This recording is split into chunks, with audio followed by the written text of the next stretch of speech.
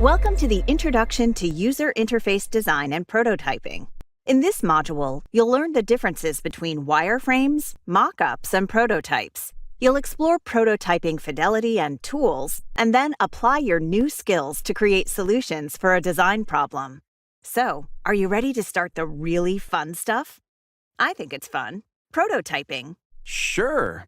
So, before we dive into this, can you explain what prototyping is all about? Of course. Prototyping is a crucial part of the design process. It's where we take everything we know about the users, plus the ideas we've come up with from the drawing board, and bring them to life in a tangible form. So it's like building a rough version of our design to see how it works. Exactly.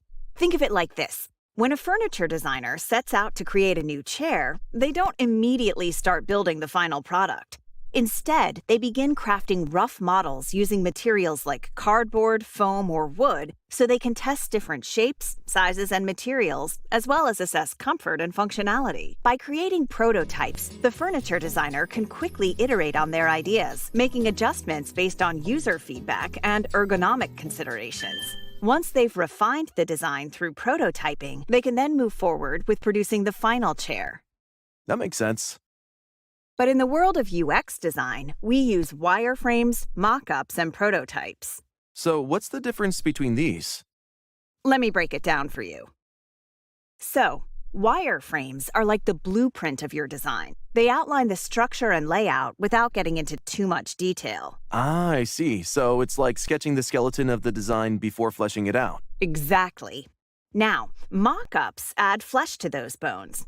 They're more detailed visual representations, giving stakeholders a clearer idea of how the final product will look. Got it. And what about prototypes?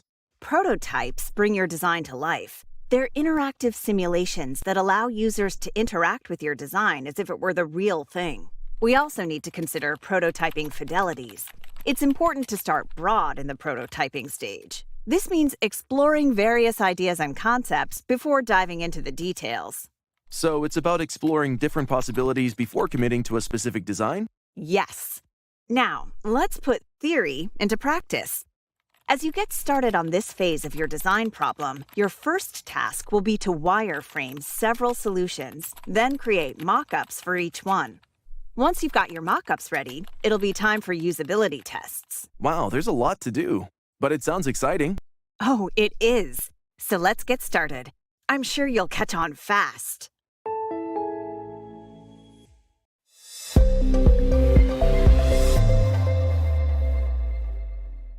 Welcome back. In the previous courses in this professional certificate, we talked a lot about user research and defining and coming up with solutions to user problems. Now we have a team of designers, including you, armed with ideas. So how do you bring those ideas to life and turn them into solutions? One word: prototyping. By the end of this video, you'll be able to explain the role of prototyping in UX design, as well as why it's important in the design thinking process. You'll also be able to describe the benefits of prototyping, such as early feedback, user validation, and design iteration. But let's start with a quick review. As you know, prototyping is the process of creating tangible representations of your design concepts. There are a number of ways to do this, such as paper sketches, wireframes, mockups, and interactive prototypes. We'll talk more about these in just a moment. Prototyping is also a phase of the design thinking process where you create models that allow designers and stakeholders to visualize and test ideas by putting them into the user's hands and seeing how they interact with them. This allows you to work out any design kinks before you invest time and resources into development. In short, prototyping bridges the gap between ideas and solutions to make it easier for designers like you to share, communicate, and evaluate your design decisions. Although prototyping is a phase in the design thinking process, it's more than that. It's integral to the structure of design thinking. It encourages creativity, stimulates experimenting, and drives innovation. In the design thinking framework, prototyping serves as a catalyst for problem solving.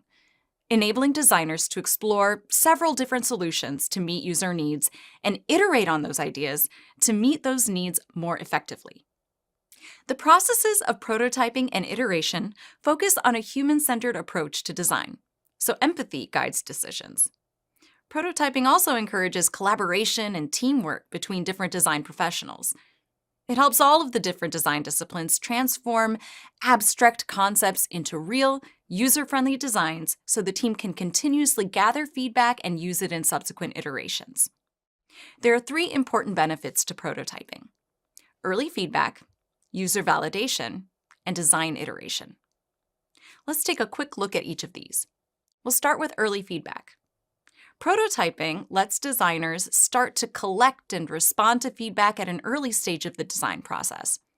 Sharing prototypes with stakeholders and users provides you with insights from the people who will use your app or visit your website so that you can identify potential issues and make better informed decisions as you refine and iterate your designs. Early feedback lets you be sure the final product meets the needs and expectations of its users, reducing the risk of costly mistakes and rework later. User validation is another benefit of prototyping. Testing prototypes with users lets you know if your designs are accomplishing what you created them to do. The earlier, the better, meaning this builds on the previous benefit. The user-centered approach gives your site or app the ability to connect with its intended audience and deliver a seamless and positive user experience. The third important benefit is design iteration. Iteration, along with testing, is both a process and a benefit.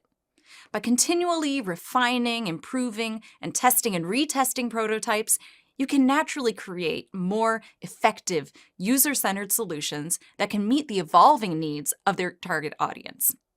How does it work? Say you're working with a team of designers to create a new mobile app that tracks fitness and weight loss goals. Early in the process, you and the team create a basic prototype and share it with a group of potential users. One of the users tells you the navigation is unclear and suggests adding a progress tracker for motivation. This early feedback prompts the first iteration of the design. You streamline and simplify the navigation and add the progress tracking feature. As the prototype evolves, the team conducts user testing to validate the updated design. During this testing, they notice a number of users don't seem to understand some of the terminology in the app's instructions. The team uses this feedback to rewrite the instructions in simpler, more conversational language. They also add tooltips to make things clearer. That's another iteration. The team uses the updated prototype to conduct a series of design reviews with the project stakeholders and receive feedback on the overall aesthetics and functionality of the app. So, the team iterates on the design again, this time to get better visual cohesion and make final usability adjustments. And that's how we make the chimichangas, or in this case, the fitness and weight loss app. Using the iterative process of prototyping, gathering feedback, and making improvements, the team creates a final prototype that meets the needs and expectations of users and stakeholders. See you next time.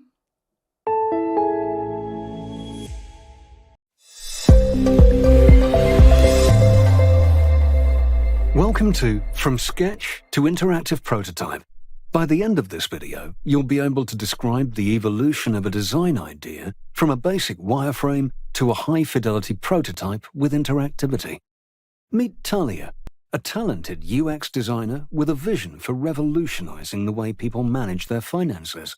Let's follow her through the prototyping process as she brings her ideas to life. With a few swift strokes, Talia maps out the app's core functionalities: expense tracking, budget management, and goal setting. It's the foundation of her vision, a roadmap for what's to come. Each element of the wireframe represents a crucial aspect of the app's functionality, carefully crafted to meet the needs of its users. From tracking daily expenses to planning for future financial goals, Talia's wireframe lays the groundwork for a comprehensive and user-friendly experience. As Talia brings her vision to life on the canvas, she envisions how each interaction will unfold, how users will navigate through the app, and how they will achieve their financial objectives. It's more than just lines and shapes.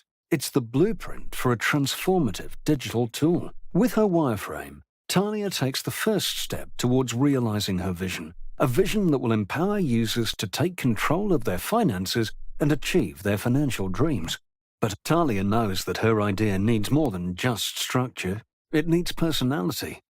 She infuses the mockup with sleek colors and modern typography, giving her app a polished and professional look.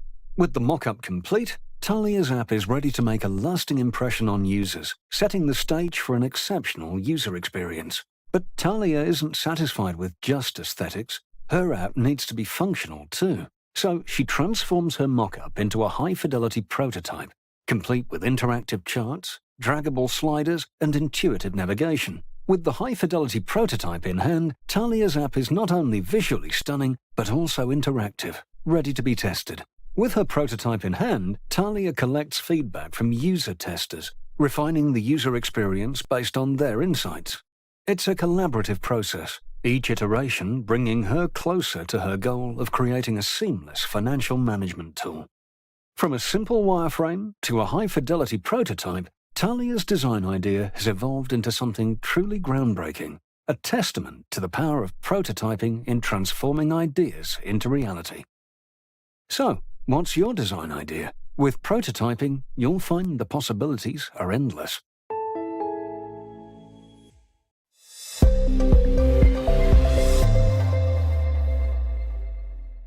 Welcome back. Which came first, the prototype or the prototyping tool? The answer should be pretty obvious. You can't make the right prototype without the right tool. So we're going to explore the 3 most popular prototyping tools. By the end of this video, you'll be able to list the 3 most popular prototyping tools, Figma, Adobe XD, and InVision, and describe the strengths and weaknesses of each tool for different prototyping fidelities. Let's start with Figma. This tool is popular with UX designers because of its collaborative features and cloud-based platform, as well as its design capabilities like vector editing and prototyping. One of Figma's strengths is collaboration.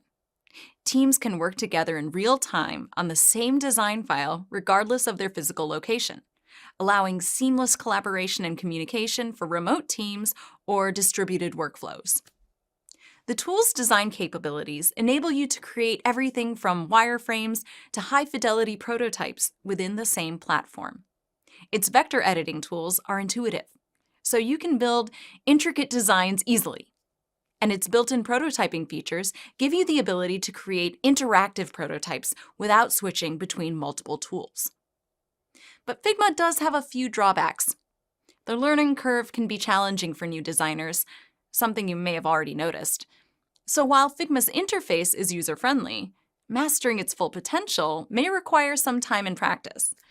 There are also limitations when it comes to complex interactions or animations, meaning you'll have to download plugins or find workarounds to do what you want. Despite these challenges, Figma remains the top choice for many designers.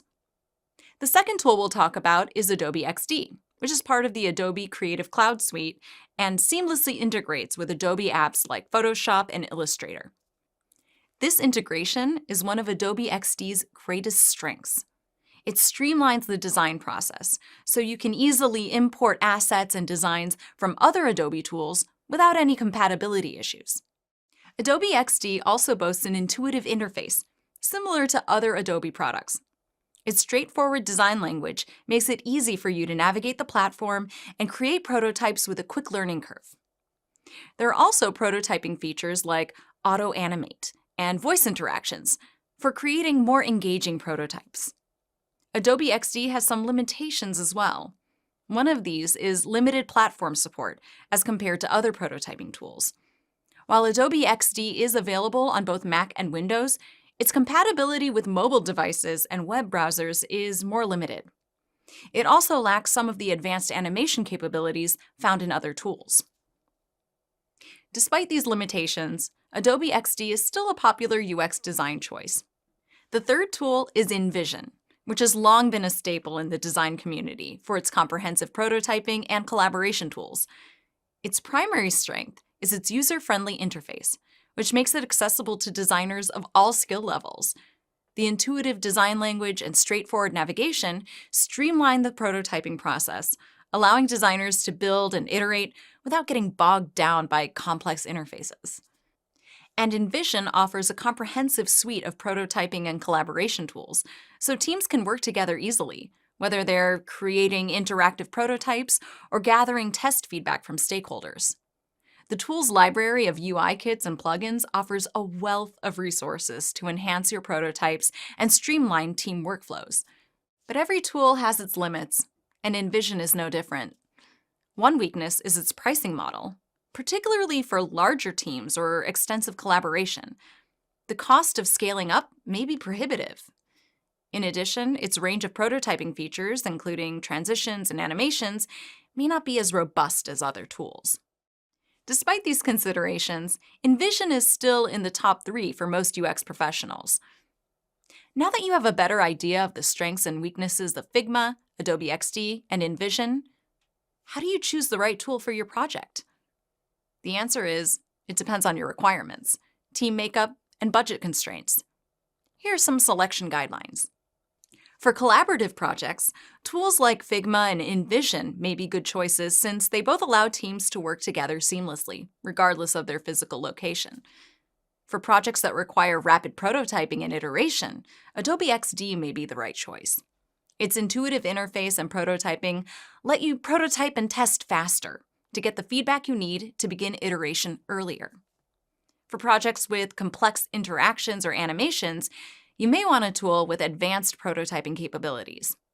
While all 3 provide basic prototyping features, Figma or Adobe XD may be more suitable for handling intricate interactions and animations. Finally, consider your budget. While Figma offers a free plan with limited features, Adobe XD and Envision require a subscription for full access. You'll need to balance your project needs and budget carefully to determine which tool would be best. By carefully considering these factors and weighing the strengths and weaknesses of each prototyping tool, you can confidently select the right tool for your next design project. We'll talk again soon.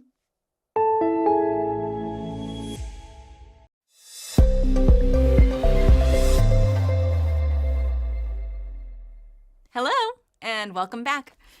Let's take a few minutes to talk about low-fidelity prototypes.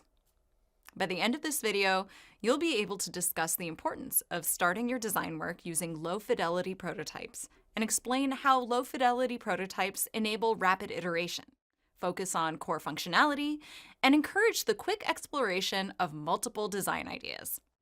Let's start by talking about Sarah, a UX designer at a crossroads. She's trying to figure out if she should share her design ideas as near-complete interactive mockups, or maybe take a step back and start off with low-fidelity prototypes. After careful consideration, Sarah chooses to go the low-fidelity route. By starting with low-fidelity prototypes, she can quickly test her ideas, focus on essential features, and explore more than one idea. That's a lot of bang for a simple concept. There are 3 reasons to start with low-fidelity prototypes: rapid iteration, core functionality, and multiple design ideas. Let's look closer. First up, rapid iteration. While high-fidelity prototypes require extensive design and coding, low-fidelity prototypes give users, stakeholders, and the rest of the design team a swift and accessible entry point into the design process. Whether it's a rough sketch on a napkin or digital wireframe created in minutes, the simplicity of low-fidelity prototypes allows you to translate your ideas into shareable concepts. And low-fidelity prototypes give you versatility and agility. You can quickly iterate through different design variations, gathering feedback from stakeholders and users along the way. This rapid iteration and feedback loop helps you identify potential issues and make improvements, often in real time. The next reason is core functionality. Low-fidelity prototypes are the rough drafts of the design world, unpolished, yet packed with potential. They allow you to set the frills aside so you can focus on the core functionality of the website or app. Without worrying about the details and visuals, you can zero in on the essential features and interactions that define the user experience. This, in turn, lets you create prototypes that accurately represent the product's functionality. This extends to user testing and stakeholder presentations as well, forcing them to concentrate on the functionality and usability of the product and not get distracted by the look. It streamlines the feedback process so you can iterate on your designs more quickly, which ultimately leads to a better user experience. The third and final reason is low-fidelity prototypes enable you to quickly explore multiple design ideas. Low-fidelity prototypes help you make critical design choices early by examining several potential ideas quickly, so you can settle on the one or the few that will work best. This rapid iteration process encourages you and the design team to experiment freely and test different ideas and approaches to see if they're feasible before you have to start thinking about the details. Since low-fidelity prototypes are quick and easy to create, you can both test and get feedback from stakeholders and users early and often. This creates a continuous feedback loop for refining your designs iteratively. All that being said, it's important to keep in mind that low-fidelity prototypes aren't always the starting point for every design project. While they are often the go-to choice for rapid iteration, there are instances where leveraging existing design systems can be better for a project's design process. Design systems like Fluent 2 and Material Design offer a number of pre-built components and design patterns. Using medium-fidelity wireframes from these established design systems can help you bypass low-fidelity mockups and jump straight into refining your designs. This saves valuable time and effort. Plus, leveraging design systems makes sure there's consistency across different parts of the product and promotes a cohesive design language. Here's another UX designer story for you. Alex is a seasoned UX designer. His project had a tight deadline and a ton of features to consider. So he asked basically the same question Sarah did. Should he start with low-fidelity wireframes? He decided it was a better idea to leverage existing design system components. Since he needed speed and efficiency, Alex opted to skip low-fidelity wireframes and dive straight into the design system. For this project, that was the right choice. Using the design system's pre-built components and established patterns, he rapidly assembled high-fidelity prototypes that closely aligned with the client's vision because they provided a more realistic representation of the final product. They also closely resembled the intended look and feel of the web application, so the client could visualize how the final product would appear and interact with the web app, making it easier for them to provide feedback and make informed decisions. Using design system components enabled Alex to refine the user experience and address specific pain points without going through the initial stages of wireframing. Remember, the right tool is the one that works best in each situation. We'll talk again soon.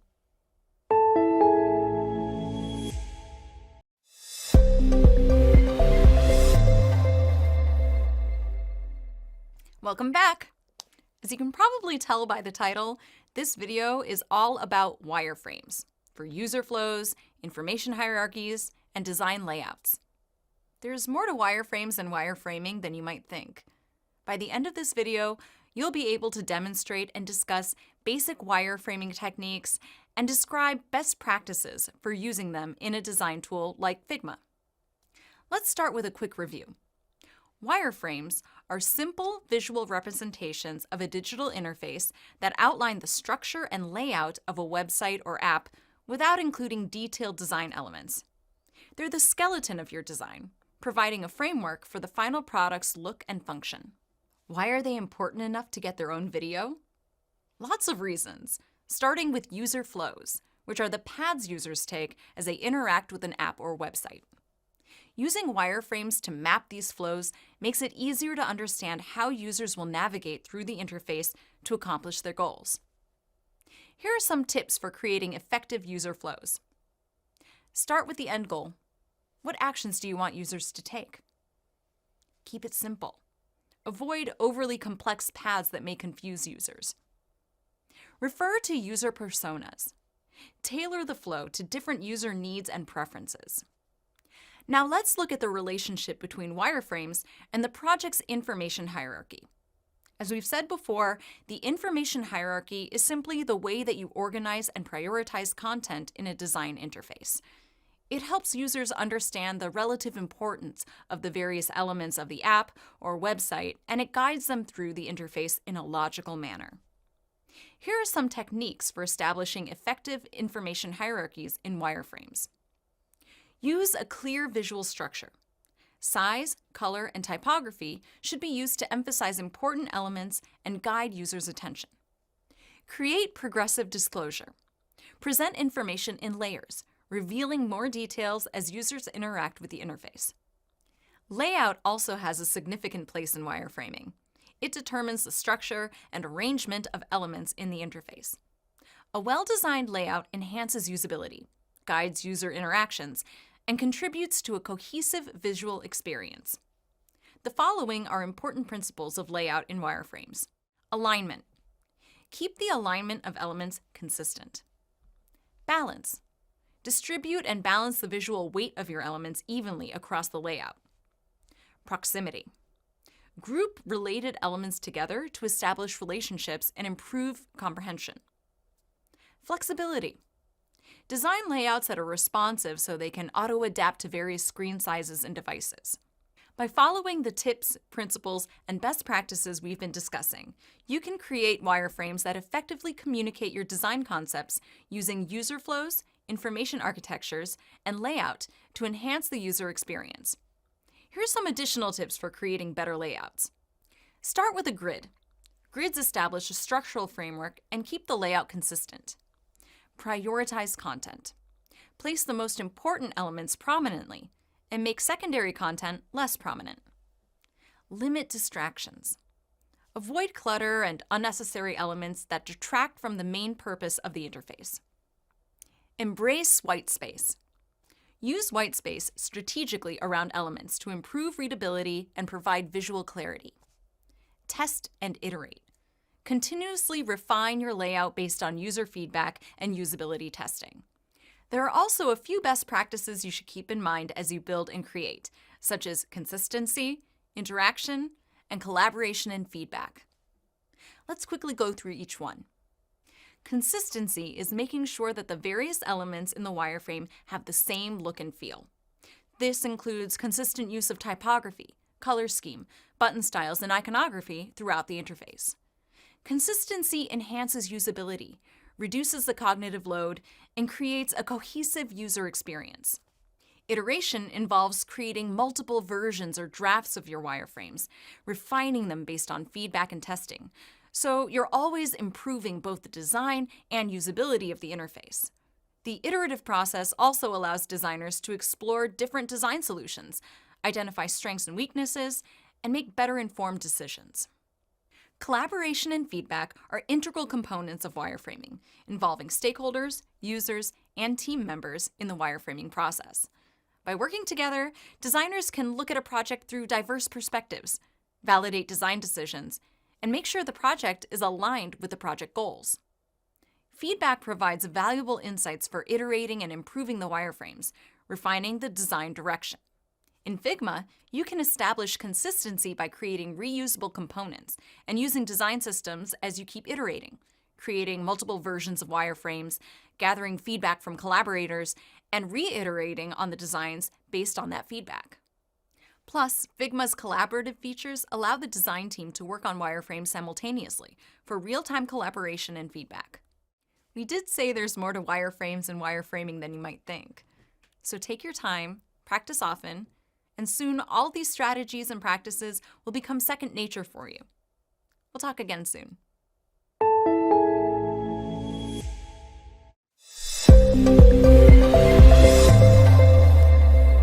Welcome to Wireframe to Mockup, adding visual polish.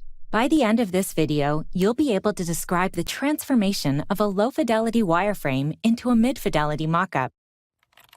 Hey, Fatima, that wireframe looks promising. Thanks, Patrick. It's time to begin to bring it to life by creating a mid-fidelity mockup. That sounds promising. I'm excited to see how it turns out. You see, wireframes are like the blueprint of our design. They outline generally what goes where, but now it's time to refine the specificity of our design decisions. By incorporating color, topography, and visual elements, I'm elevating the wireframe to a mid-fidelity mockup. This stage allows us to visualize how the final product will look and feel. It's incredible how much the design evolves from wireframe to mockup. At every stage of design, it's essential to center the user. How can I balance aesthetic appeal with usability to meet my user's needs? That's the question I constantly ask myself. What factors do you consider when choosing colors and typography? Well, each color choice carries psychological and contextual significance. For instance, warmer tones like red convey a sense of energy and are commonly used for elements that require a user to be activated. By understanding the psychological impact of color, I can make choices that align to the tasks that my user needs to complete. It's fascinating how much thought goes into every detail. Typography plays a crucial role in communication. It's not just about choosing a font that looks nice. It's about selecting one that effectively conveys personality and brand. A sleek sans serif is easy to read, but it can also embody clean modernism. I never realized typography could be so impactful. Visual elements serve as cues, helping users interact intuitively. Whether it's a button that prompts action or an icon that signifies functionality, every element should contribute to a seamless user experience. It's clear that every element has a purpose. Thanks, Patrick. Now it's time for a crucial step, the feasibility check. We bring in our development team to review the design and ensure that it's not only visually stunning, but also technically feasible. During the feasibility check, we collaborate closely with our developers to assess technical limitations, platform compatibility, and performance optimization, ensuring that our design aligns with the project's objectives and constraints. It's great to see how the team works together to create something amazing. By conducting a thorough feasibility check, we proactively iterate rather than waiting until our developers begin building to discover our design can't be built. Our designs will only solve for user needs if they can be implemented. And with that, my wireframe has transformed into a mid-fidelity mockup. Get ready to delight users and bring your design vision to life.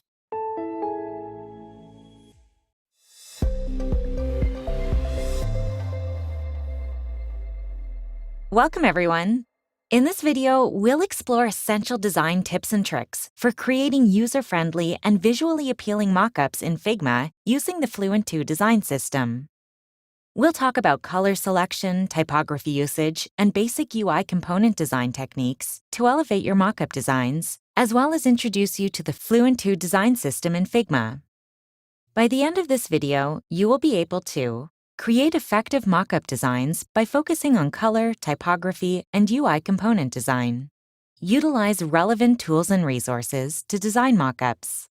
Let's start with color selection. Color plays a crucial role in user interface design, as it can evoke emotions, convey meaning, and guide user interactions. When selecting colors for your mockup designs, it's essential to consider both aesthetics and usability. A well-chosen color scheme can enhance the visual appeal of your interface while also improving readability and accessibility for users. Here are some best practices for selecting colors that enhance the user experience. Contrast. Ensure sufficient contrast between text and background colors to improve readability, especially for users with visual impairments. Consistency. Maintain consistency in color usage across different elements of your interface to create a cohesive and harmonious design. Accessibility. Consider color blindness and other visual impairments when choosing colors, and use tools like A11Y Color Contrast Checker plugin in Figma to ensure compliance with accessibility standards. Now, let's see how we can apply these color selection techniques in Figma. By leveraging features like the Color Picker tool and customizable color swatches, you can quickly experiment with different color schemes and find the perfect palette for your mockup design. Remember, the choice of colors should align with the overall theme and purpose of your interface. By selecting colors thoughtfully and strategically, you can create mockups that not only look visually appealing, but also enhance the user experience.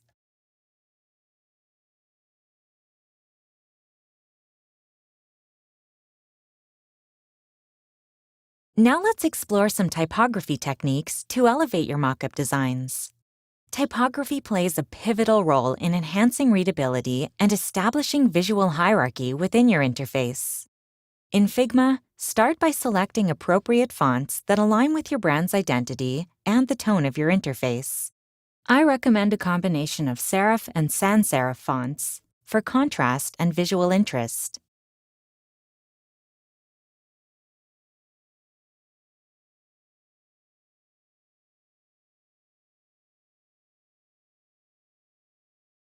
Next, focus on creating typographic hierarchy to guide users' attention and improve readability.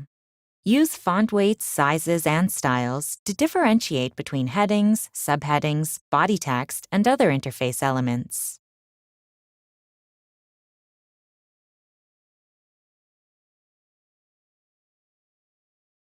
Pay attention to spacing and alignment to ensure optimal readability and visual balance. Proper line spacing and adequate margins can significantly impact the overall legibility and aesthetics of your design.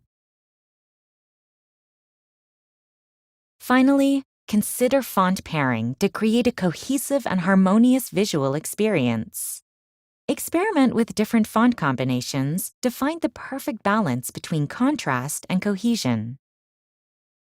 By mastering typography usage techniques in Figma, you can create mockup designs that not only look visually appealing, but also deliver an exceptional user experience through effective communication and readability.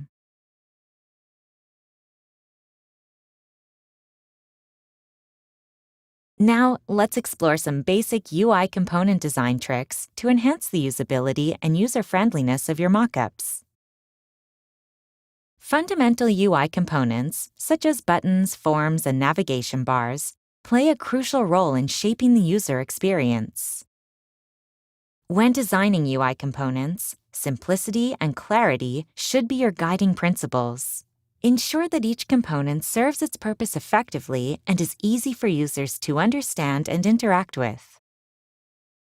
Pay close attention to visual hierarchy and affordance when designing UI components. Use color, contrast, and size to differentiate between interactive and non-interactive elements, guiding users' attention and indicating clickability.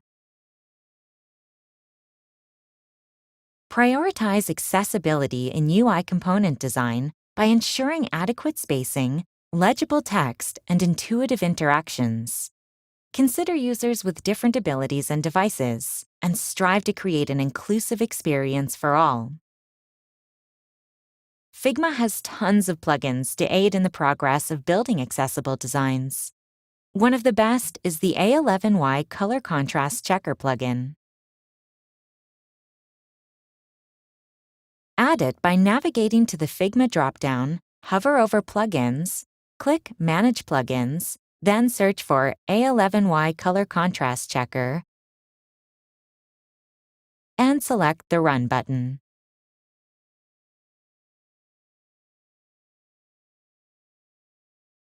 Now you can check the contrast of your design components to ensure they meet Web Content Accessibility Guidelines.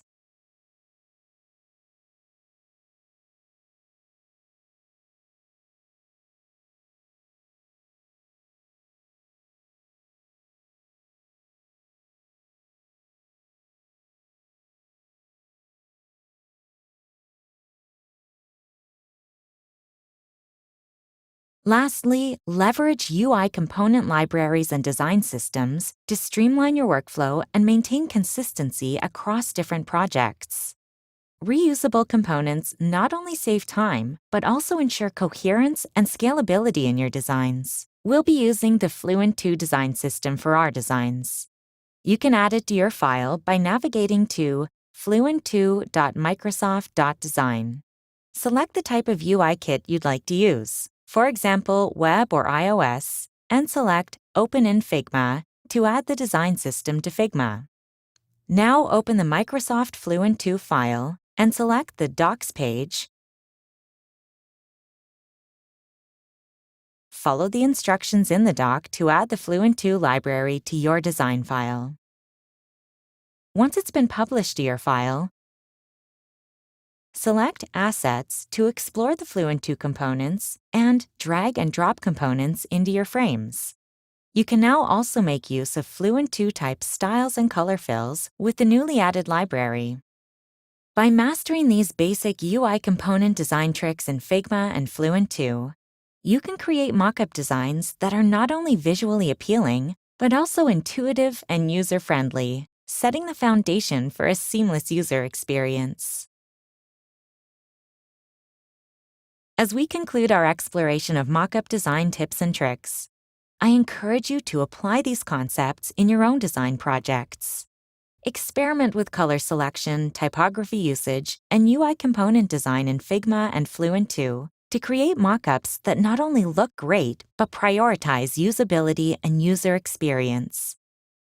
Remember, design is a continuous learning process, and by incorporating these techniques into your workflow, you'll not only refine your skills, but also deliver better outcomes for your users.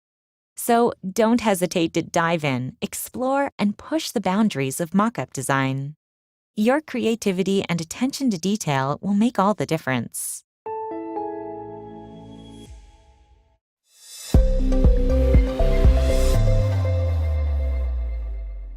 Welcome back. Today we're going to explore usability testing, which is a crucial part of your UX design process.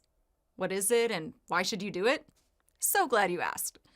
By the end of this video, you'll be able to explain the importance of usability testing in UX design and describe how usability testing helps you identify usability issues early in the design process so the design effectively meets users' needs. Usability testing is like putting your design under a microscope to see if it's easy and enjoyable for real people to use. For example, if you're designing a new e-commerce website, usability testing can help you uncover hidden frustrations like a confusing checkout process or unclear product descriptions that a user might encounter. Let's take a look at a fictional case study to get a better picture. Say your UX design team is working on a new mobile app for a fitness center. You've come up with a sleek interface with opportunities for users to book classes, track their workouts, and connect with trainers. You and the team are excited about the design, but that could just be pride or bias. How do you know for sure? The answer is usability testing. Your team recruits a group of people who typically use fitness apps and have them try out a prototype of the app. You watch closely as they use the app, taking notes and asking questions. Some users can't find the different class schedules. At least one person accidentally canceled their membership while trying to book a training session. The testing uncovered some usability problems, which is exactly what your team needed. By identifying these issues early, you can make adjustments before finalizing the app, like making class schedules more prominent and making the confirmation for membership changes clearer. Usability testing is most effective when done early and often. You can't wait until you and your team think everything is finalized to test usability. The earlier you catch potential problems, the easier and less costly they'll be to fix. So when exactly should you start thinking about usability testing? The answer might surprise you. Start planning testing as soon as you begin sketching out your initial ideas and building wireframes and prototypes. It's never too early to get real user feedback, and make sure your design ideas are always on the right track. Here's why. During sketching and wireframing, you're focusing on the core functionalities and overall layout. Usability testing at this stage can reveal any basic but major issues users might encounter, like confusing menus, unclear buttons, or buried pathways. For example, what if you found out an important navigation button is hidden in the corner of the screen where people might have trouble finding it? Would you rather learn that before or after you've poured hours into the design's aesthetics? If you identify this kind of issue early, you can make changes quickly and efficiently, saving you time and resources down the line. If you're worried that usability testing is expensive, know that it doesn't have to be. In addition to hiring market researchers and handpicked user demographics teams, there are other ways to get valuable feedback without taxing your project's budget. These might include tapping into your network. Friends, family, and coworkers can offer surprisingly diverse perspectives. Remember, having some less tech-savvy people try out your design can reveal how easy it is for everyone to use. Thinking outside the box. Post about your project in relevant social media groups.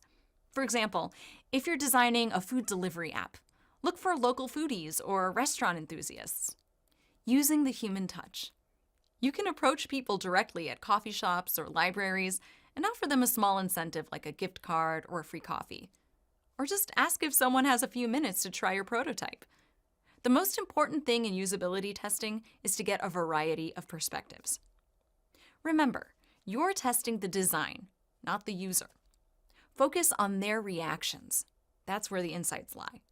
User and usability testing is the difference between launching a product users love and one they quickly abandon. By planning usability testing early and making it an ongoing part of the design process, you're setting yourself up for success. You'll identify and address usability issues before they become major problems, ultimately creating a design that is not just visually appealing, but user-centered and effective.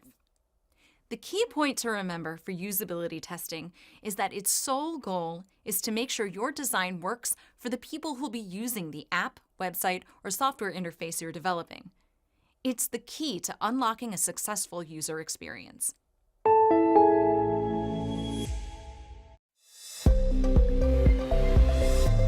Hi there, UX designers. I'm excited to jump in and show you how to create a rock-solid usability testing plan. Think of this as your roadmap to uncovering valuable insights that will make your design shine. By the end of this video, you will be able to create usability testing objectives and scenarios or tasks, conduct usability tests to evaluate the effectiveness of designs, and iterate on designs based on the results. For this demonstration, let's imagine we're ready to start testing our grocery shopping app with users. Here's a quick look at our current onboarding flow mockups. It features core functions like a sign-up form, dietary selections, recipe selections, and a loading screen. Our primary goal is to evaluate how easily new users can get started with the app. A strong usability testing plan involves a few key ingredients. Let's dive into each step, starting with defining our test objectives. Objectives are your North Star for the test. Ask yourself, what specifically do I want to learn? Be specific and avoid broad goals like test if users like the app. Let's write down some objectives for our grocery shopping app. Clear objectives keep your testing focused and ensure you get the answers you really need to improve the design. Now, let's translate our objectives into actions a user would perform. Think of these as realistic scenarios that mirror how a real person would use your app. Keep these tasks simple and clear. Avoid overly complex scenarios, especially for early-stage testing. Planning how you'll gather data is crucial. Here are a few common methods. Think aloud protocol. Want to get inside your users' heads? Ask them to think out loud as they use the app. Imagine we're watching a user test our grocery shopping app, and they say something like, "Okay, I want to log my dietary restrictions, but how do I select multiple?" This tells us a lot about the clarity of our design. Observation and note-taking. Be a super spy of user behavior. Watch closely and take notes on what users do, where they hesitate, or when they look confused. Screen and session recordings. This is like having a video replay of your test sessions. Special software records what users do on screen and even captures their comments. Just be sure to ask test participants for permission to record at the beginning of your usability session. Post-test questions. After the tasks, a quick survey or interview can dig deeper. So be sure to take lots of notes as participants are going through your scenarios. This way, you can dig in with specific questions about what you observe in this post-test interview. You can mix and match these methods to get the insights you need. For example, Think Aloud protocol with notes and screen recording gives you a comprehensive view. And remember, the way you collect data will shape the kinds of insights you can gather. Let's do a quick recap. By now, you should have a plan with your objectives, user tasks or scenarios, and your chosen data collection methods. Remember, you can use mixed methods for testing. A few bonus points before you go. Recruiting. Think about the type of users that align with your target audience for this app. Pilot test. Run your plan with a colleague to iron out any kinks before the real test sessions.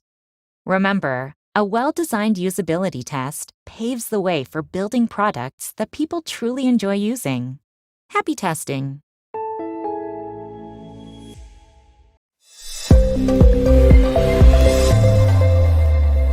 Welcome to the Wireframes and Mockups wrap-up. By the end of this video, you'll be able to identify key points of the module and connect these key points to entry-level UX designer career development. Wow, Alice, we've come a long way. Remember when we first started talking about prototyping? I wasn't sure what the difference was between wireframes, mockups, and prototypes. Now I feel like a prototyping pro. I know! It's been quite a journey, and I really enjoyed having you involved. I've learned so much from you, like how prototypes are like rough drafts of our design, letting us try out different ideas before building the final thing. And how they help us figure out if our design actually works, if the buttons are in the right place, and if users understand the flow. That is important stuff. Remember how we started with those rough wireframes for the workout tracking section of the app? Just basic boxes and lines to figure out the layout. I don't think you really believed in the process at that point. You're right. But then we built mockups to add color and visuals, and I became a believer. That really helped us decide the overall style. And finally, we made those clickable prototypes to test if users could actually find the Start Workout button. Remember how we started with low-fidelity prototypes? It was so much faster to rearrange and edit the designs at that stage, compared to trying to change things with fully detailed mockups. Absolutely. That made a huge difference. I understand now why starting rough and simple saves a lot of time and energy in the beginning. Which part did you find the most fun? Wireframing, creating mockups, or building the prototypes? Honestly, I really enjoyed the wireframing stage. There was something satisfying about mapping out the core functionality and seeing how it all fit together. I think that's what I enjoy too. And of course, it was pretty exciting seeing how actual users interacted with our designs during the usability testing. Definitely. Usability testing is so enlightening. I was surprised when most users couldn't find how to start the challenges feature. It's our design, so we knew right where to find the challenges. We never would have realized how confusing it was by testing the design on our own. True. That feedback helped us simplify the navigation and make the app way more user-friendly.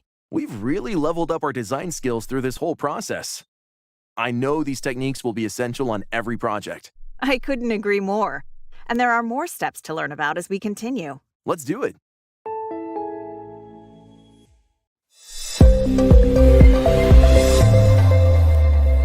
Welcome to the Introduction to Design Systems and Style Guides. In this module, you'll learn about the benefits of design systems and style guides. You'll apply your new skills to create a simple design system and to practice applying style guides to pre-existing mockups.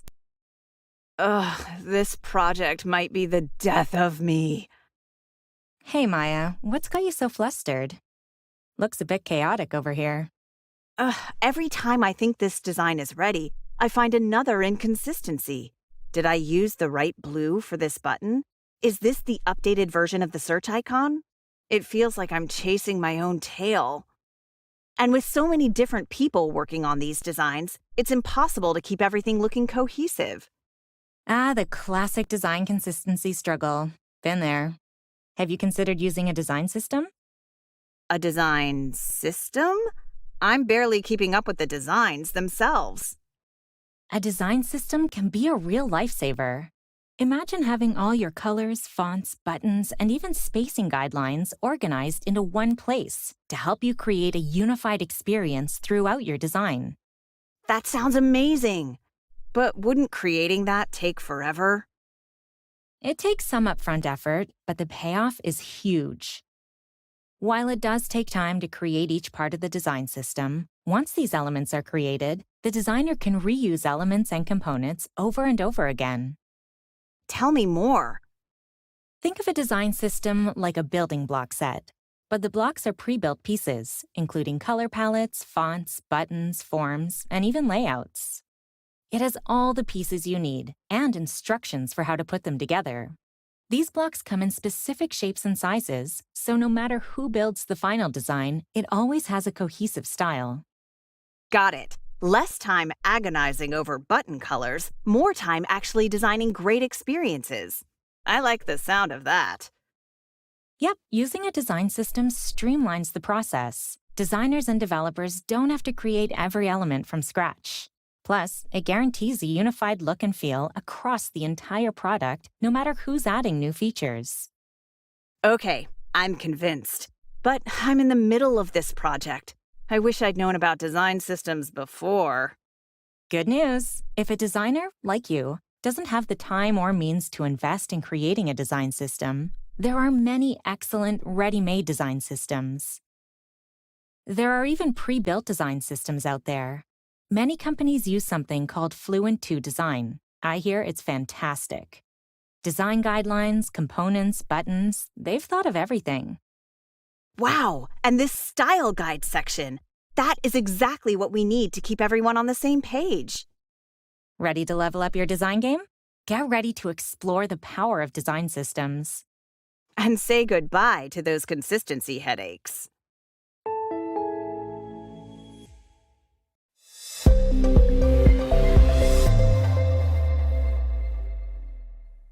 Hello and welcome back.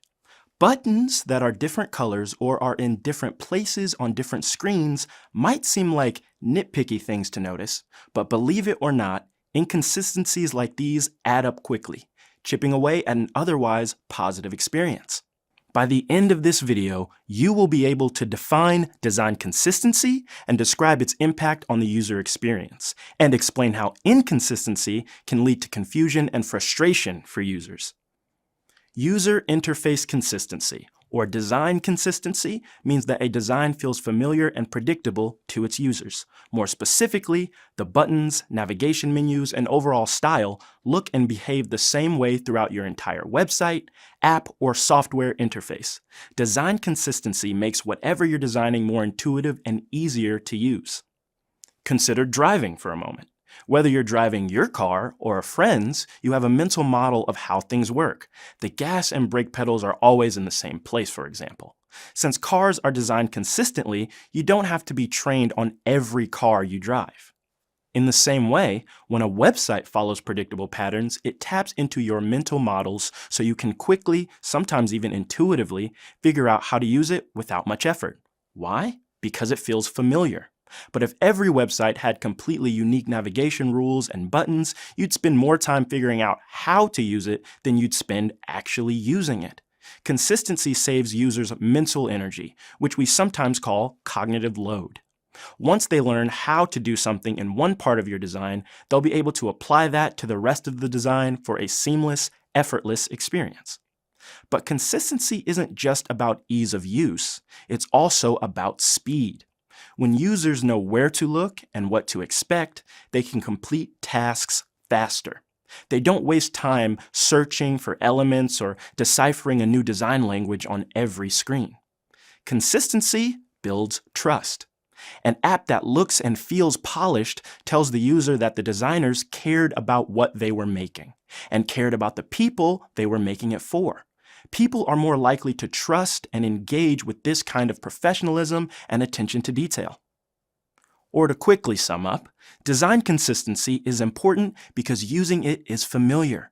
It reduces the user's cognitive loads, it makes interfaces fast and easy to use, and it builds trust between the users and the product they're using, and by extension, the company that makes the product available. On the other hand, inconsistency does more than make your design harder to use. It causes confusion and frustration. It also erodes trust, making users question the overall reliability of your product. And in a world full of competing apps and websites, inconsistency can drive users away. They'll look for a better, easier, less frustrating alternative. There are three types of consistency: visual, functional, and conceptual. Visual consistency, which covers elements like your color palette, typography or fonts, icons, and overall layout. The elements of your website should look the same, usually based on what they do. For example, if the Add to Cart button is green on the first page of an e-commerce site, it should be the same green on every other page. Functional consistency, which means that similar-looking elements should behave in the same way. Referring back to our example, the green Add to Cart button has to do the same thing every time. Conceptual consistency, which is aligning your design choices with familiar mental models, such as the shopping cart icon for e-commerce. Users intuitively understand what this icon represents. UX design has a few important tools and strategies to help you achieve consistency in the digital products you design. The first is design systems. As you know, a design system is a centralized library of reusable components and rules, such as predefined colors, fonts, buttons, navigation patterns, and more. Design systems help you make sure your team is building from the same set of rules. Next is the style guide, which is like the instruction manual that comes with a design system. The style guide specifies all the details like exact color codes, font sizes, spacing rules, how icons should look, and when to use specific components. The third strategy is communication and collaboration. The best design system and style guide won't mean a thing if your team isn't on the same page.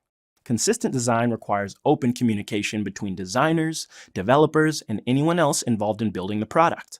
Regular check-ins help make this a reality. Finally, consistency doesn't mean your designs have to be boring or uninspired. Instead, it's the solid foundation that allows you the freedom to express your unique creativity within a well-structured and functional space. See you next time.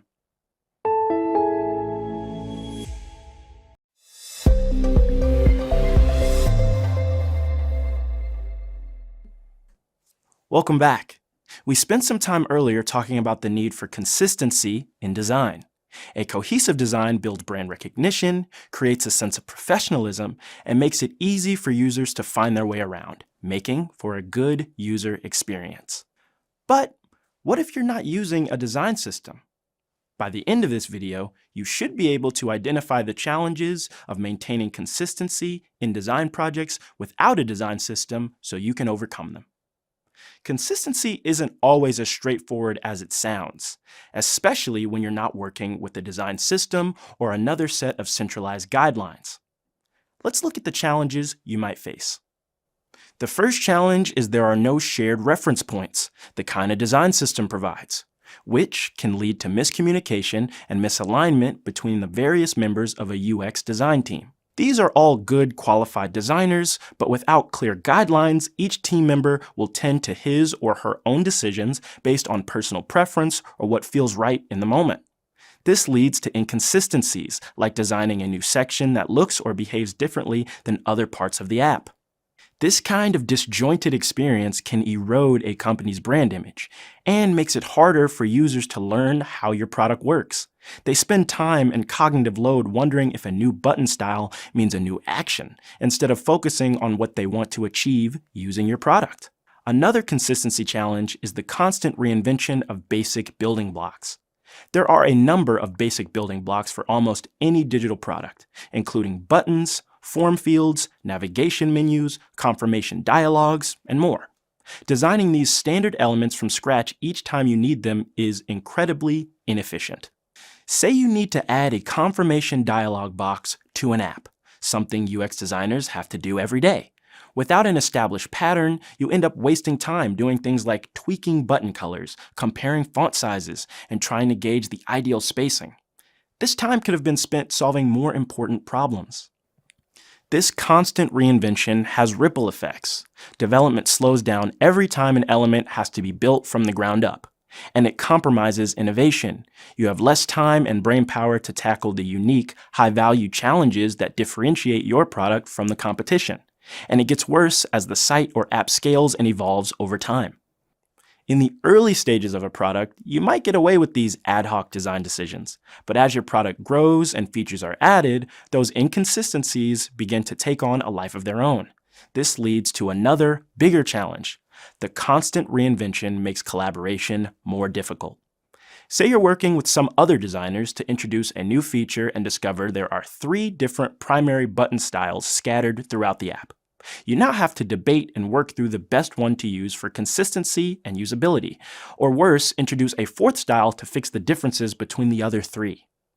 This creates significant roadblocks. Updating your existing app becomes more complex and slow, and your team's agility suffers. Instead of responding quickly to market feedback or implementing innovative features, you're spending time and resources trying to untangle a mess that was created by previous design choices made without a clear framework. Which brings us to our 4th and final challenge: miscommunication between designers and developers, and how that can further compound the issue. So even if the designers in the last example managed to align in a consistent direction, the battle isn't over. Now they need to communicate that design intent clearly to the developers. Without some kind of documented design language or a centralized source of truth, this is a recipe for misinterpretation. For example, if the design spec says blue button but doesn't list the exact color hex code, the developer has to guess and potentially pick a shade that clashes with other parts of the interface. This leads to implementation errors, back and forth revisions, and ultimately a lot of wasted time. In the worst case scenario, misaligned elements slip through the cracks, resulting in buggy releases that degrade the user experience you worked so hard to build in the first place. So act, don't react. Start exploring ways to incorporate design system thinking into your projects, whether or not you're using a design system. Specifically, document your current color palette. Standardize on the basic form elements and document them too. Create your own shared library of common components and practices. Every step you take towards systemization is a step towards a smoother design process, a more cohesive user experience, and ultimately a stronger product. See you next time.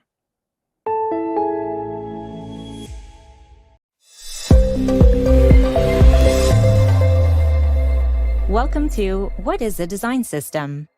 By the end of this video, you'll be able to explain the core components of a design system. Imagine building a house with a plan versus without a plan. Consistency is key, even for digital products. And let me tell you, keeping designs consistent across a website or app can be a real struggle.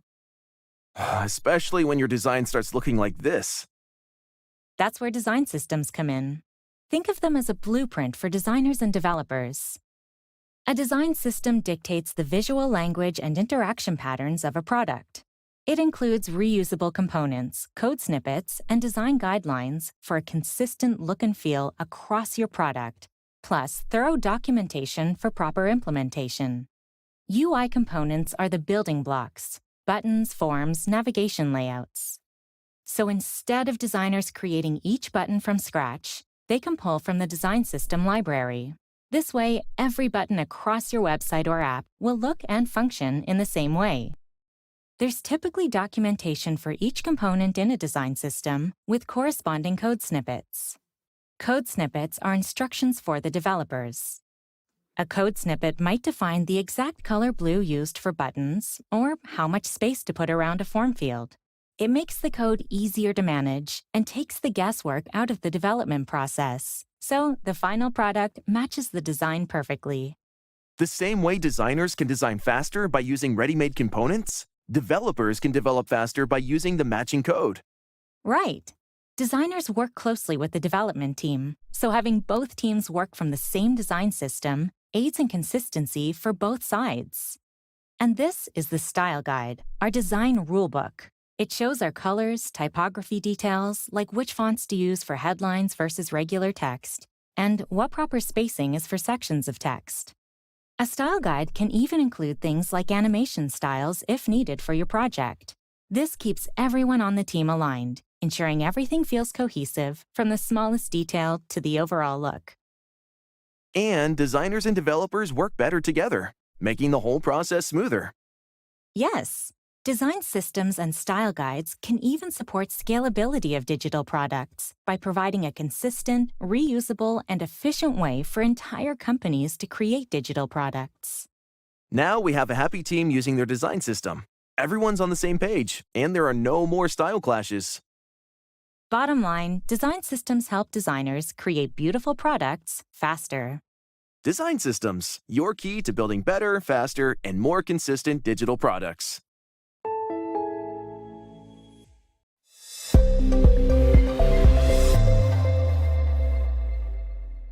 Hello again.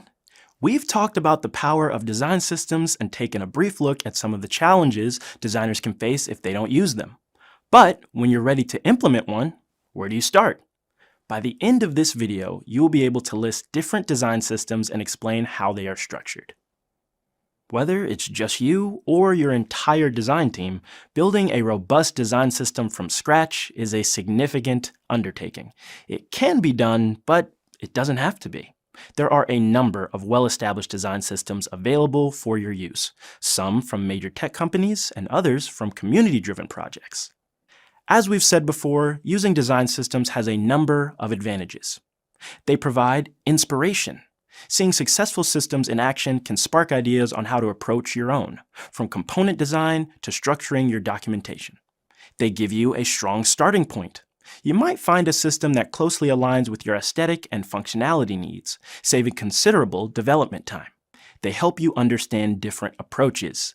Each system emphasizes different things. Learning about them helps you understand the range of possibilities and make informed choices based on your project's requirements. For the rest of this reading, let's take a brief look at some of the more popular design systems. Let's start with Fluent 2 Design System by Microsoft. Fluent 2 is all about light, shadow, and almost 3D-like layering effects. The goal of the design system is to make interfaces feel tactile and natural to use on any device of any size. Its advantages include subtle animations, layering, and light effects to make interfaces more engaging and guide the user's eye to what's important. Adaptability, so it looks the same on anything from wearables to huge screens, and works equally well with a mouse, your finger, or a stylus. It's comprehensive, providing all the core building blocks but leaving room for you to customize, which not all the other systems offer. So even within the design system, your product can have a unique personality. And if you want an example, Fluent is used in the Windows OS for things like hover animations, the frosted glass effect on panels, even how icons react to your cursor. The next one we'll look at is Apple's Human Interface Guidelines, which does things a little differently. Instead of a library of pre-built buttons or components, they have Human Interface Guidelines, which is a book of guidelines for designing anything that will live on Apple operating systems. The guidelines dive deep into user experience, covering everything from how an app should respond to touch interactions to how text should look and the kinds of animations to use. They want iOS or macOS interfaces to feel immediately familiar to an Apple user. Examples of this include the back button in an iOS app always being in the top left, or how Mac OS apps have the standard menu bar at the top of your screen. The guidelines might feel restrictive, but the consistency makes iOS and Mac OS devices and apps intuitive, even for first-time users. Next, we have open source systems like Bootstrap or Tailwind CSS, which provide the power of a design system combined with the community support that usually comes with open source options. Bootstrap and Tailwind CSS are the two largest, so let's break them down. Bootstrap is all about speed. It gives you a huge library of pre-styled components, it's easy to pick up, and there are thousands of templates and themes available to get you started. Tailwind CSS takes a different approach. Instead of pre-built components, it gives you tons of tiny utility classes for styling. For example, if you need padding, you add a padding class. Or if you want a blue background, there's a class for that too. It's highly customizable and the code is smaller, which can make websites load faster. In fact, a quick peek at the code for many popular websites might reveal familiar Bootstrap components or Tailwind classes, which means there's a large pool of developers, themes, and learning resources at your fingertips if you choose to go the open source route. Whether you're starting a new product from scratch or looking to streamline an existing website, app, or software interface, using a design system is a smart move. Just remember that there's no single best design system. The right one for you to use will depend on your project, your team's skills, and how much customization you'll have the time and talent for. And if you have the time, don't be afraid to experiment. Dive into the systems we talked about here, as well as some of the ones we haven't mentioned, such as material design. We'll talk about that a little later. Bottom line, let your project be your guide, and see how design systems can make a difference. We'll talk more next time.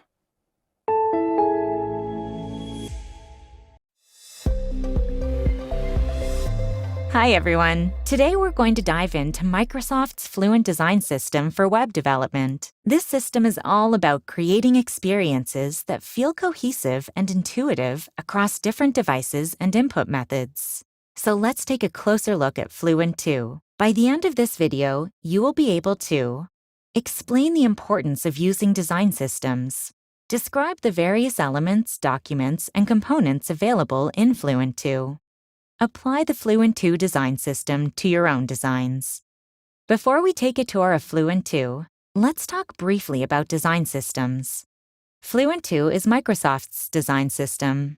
Design systems are collections of reusable components, type styles, colors, and standards that designers and developers can pull from to make all the apps and websites within an organization feel connected and on brand. As a designer, design systems help you design consistent experiences quickly versus starting from scratch.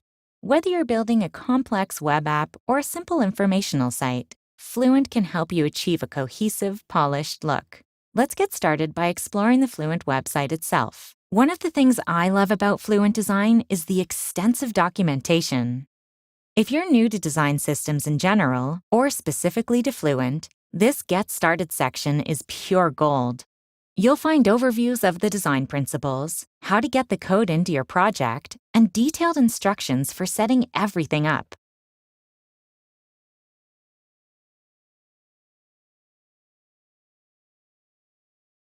Beyond the basics, we've got in-depth sections covering design tokens, components, styles, and more. Let's focus on the core building blocks of Fluent interfaces, their components.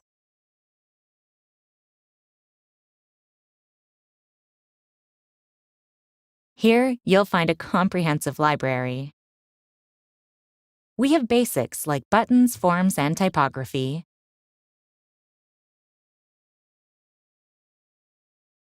But Fluent also includes more complex components like command bars, navigation views, and even data visualization elements.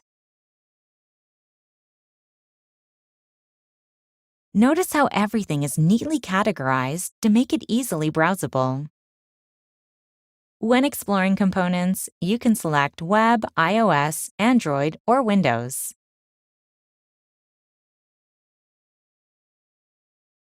Let's select Button as an example.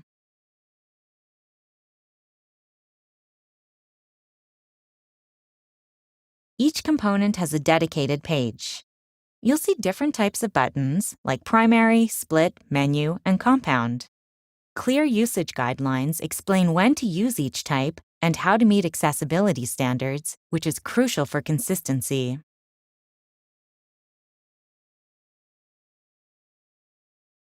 If you're ready to implement this, the code section has you covered. You'll find React code that you can copy and paste, plus details about the various buttons' states and appearances.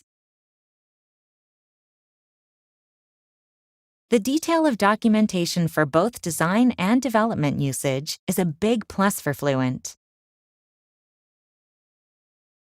Let's take a step back from specific components. Remember, Fluent has a distinct visual style. Notice the subtle use of drop shadows to give elements depth, how light effects are incorporated, and the overall clean, modern aesthetic. Animation is another key ingredient.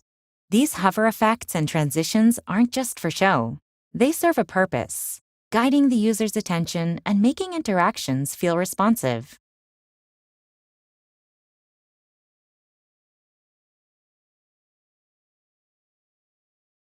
While Fluent provides a strong foundation, it's not meant to be completely rigid.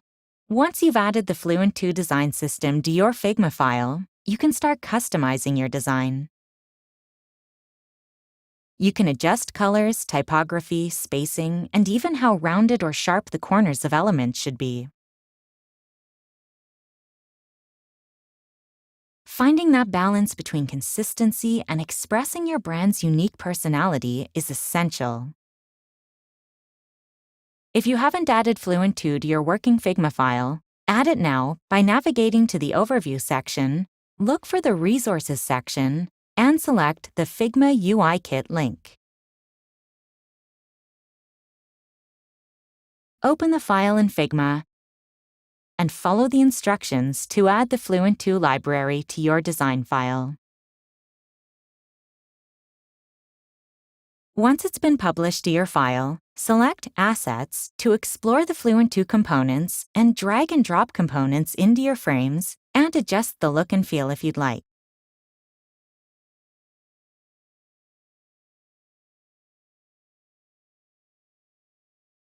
Or stick with Fluent 2 styling for quick and seamless designing. It's important to note that the Fluent design system extends beyond just this website. There are resources available for designers working in tools like Figma with pre-made Fluent components like what we've just started exploring.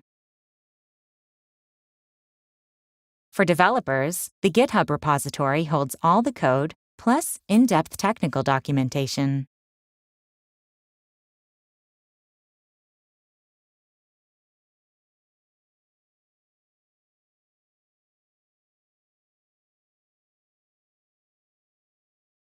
I encourage you all to keep exploring. Install the Fluent components into a sample project and start playing around. The best way to understand the power of a design system is to experience it firsthand. If you're building anything for the web and want a cohesive, modern design language, Fluent Design is definitely worth your consideration.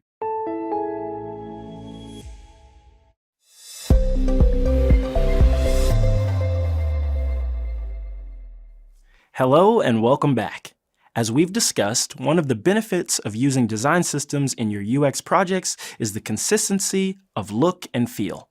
That means style guides. By the end of this video, you will be able to explain the role of style guides within a design system and describe how they define the visual language of a product.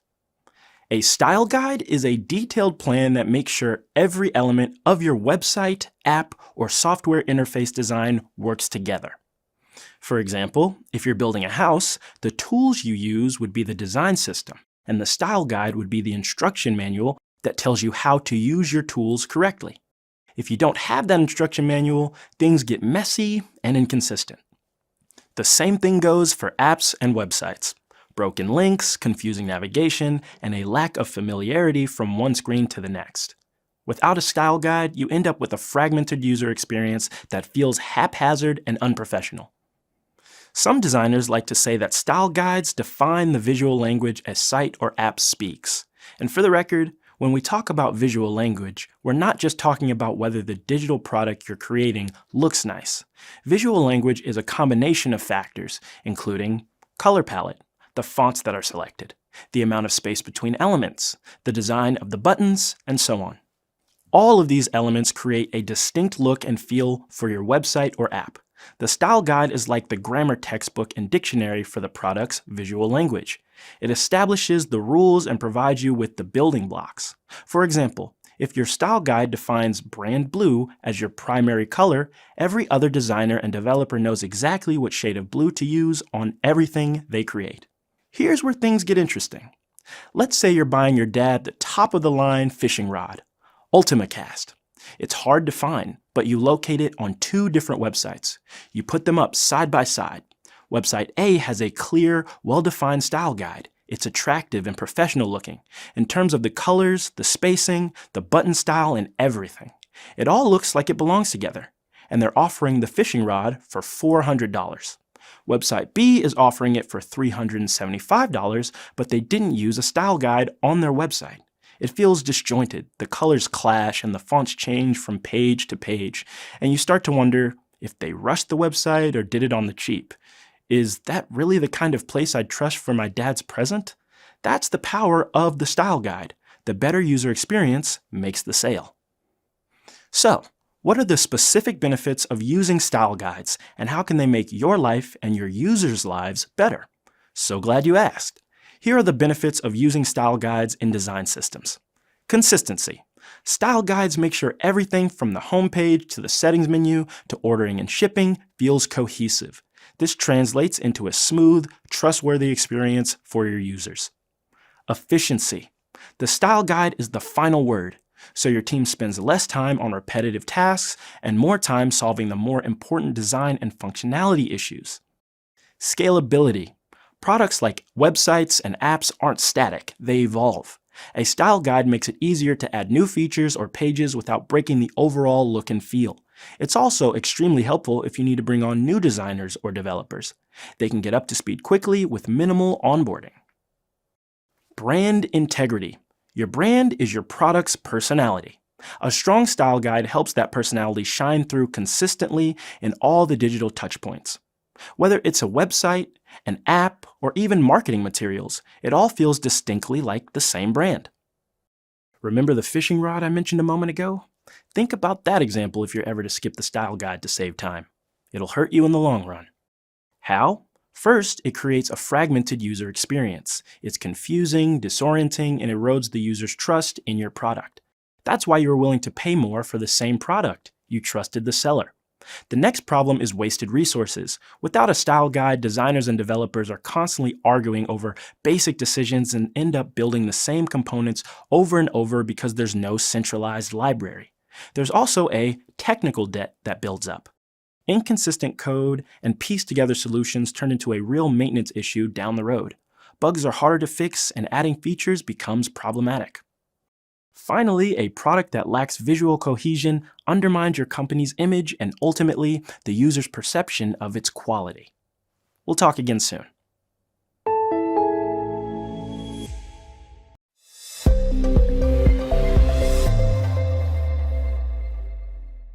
Hello and welcome back.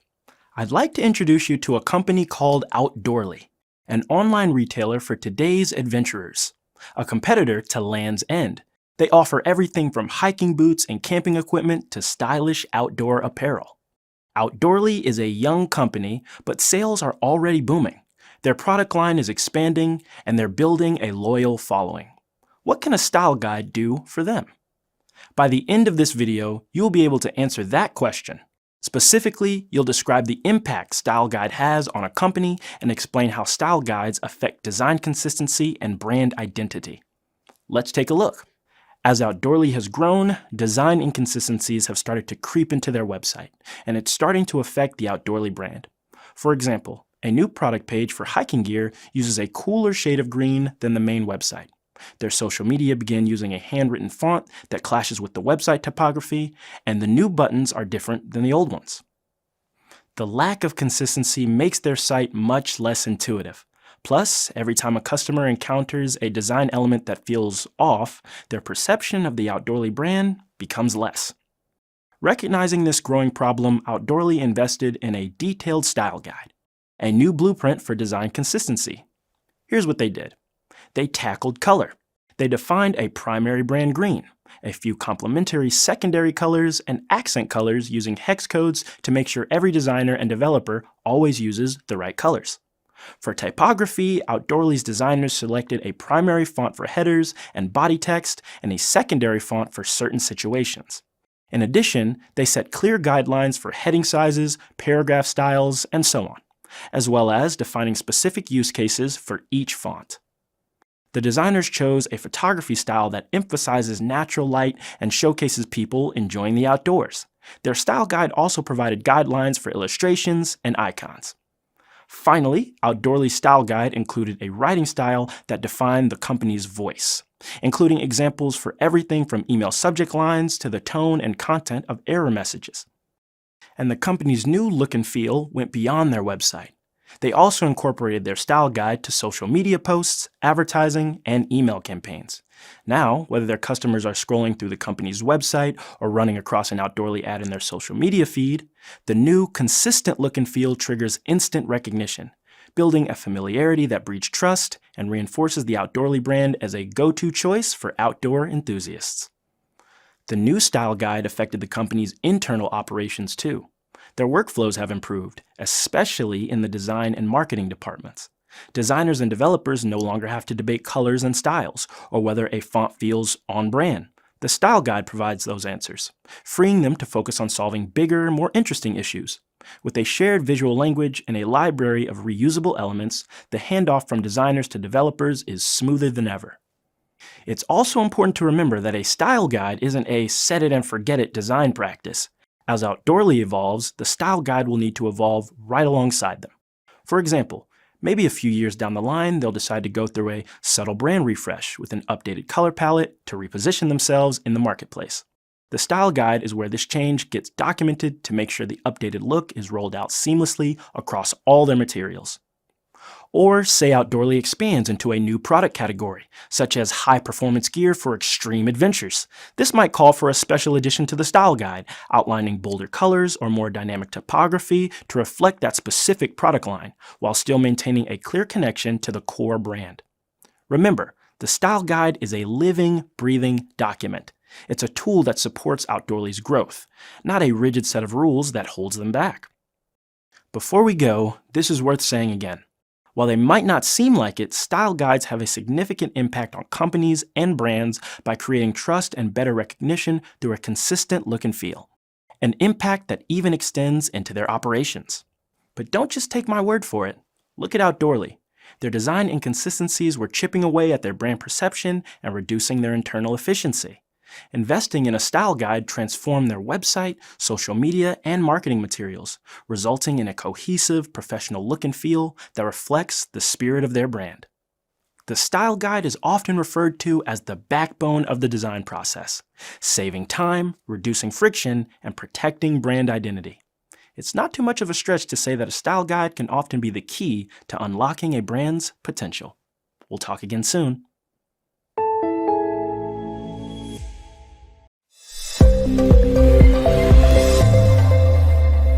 Welcome to the Style Guides Wrap-Up. By the end of this video, you'll be able to identify key points of the lesson and connect these key points to entry-level UX designer career development. I like this layout, but I'm not sure about the button color. Is it our official sky blue? Let me double-check. There's a color list somewhere, but I always forget. This is why we need a style guide.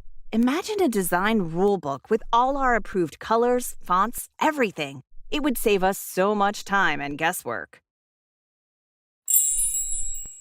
Hey Kenji, remember that button? I just checked our new style guide. It has the exact hex code for sky blue. No more debating shades. You're right. It even has all our approved fonts, icon sets, spacing rules. Our design system is going to make our work so much easier. It ensures every element, from color palettes to typography to interactive components, adheres to the brand standards. And it's not just about visuals.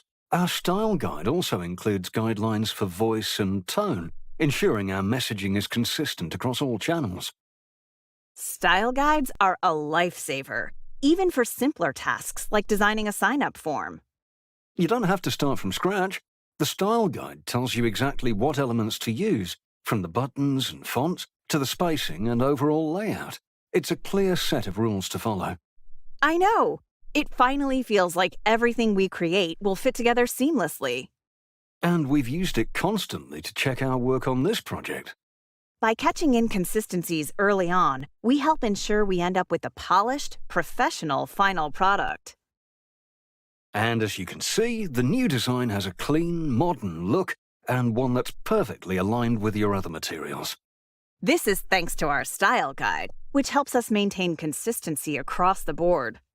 The style guide is reusable, making it an efficient tool for use in future digital products. Style guides are your design rulebook. They're the backbone of a design system, ensuring that every element of your product, from the smallest icon to the overall user experience, aligns with your brand. They save time, boost collaboration, and ensure your products feel cohesive and aligned with your brand. So, before you start your next project, check if there's a style guide available, or get ready to create your own.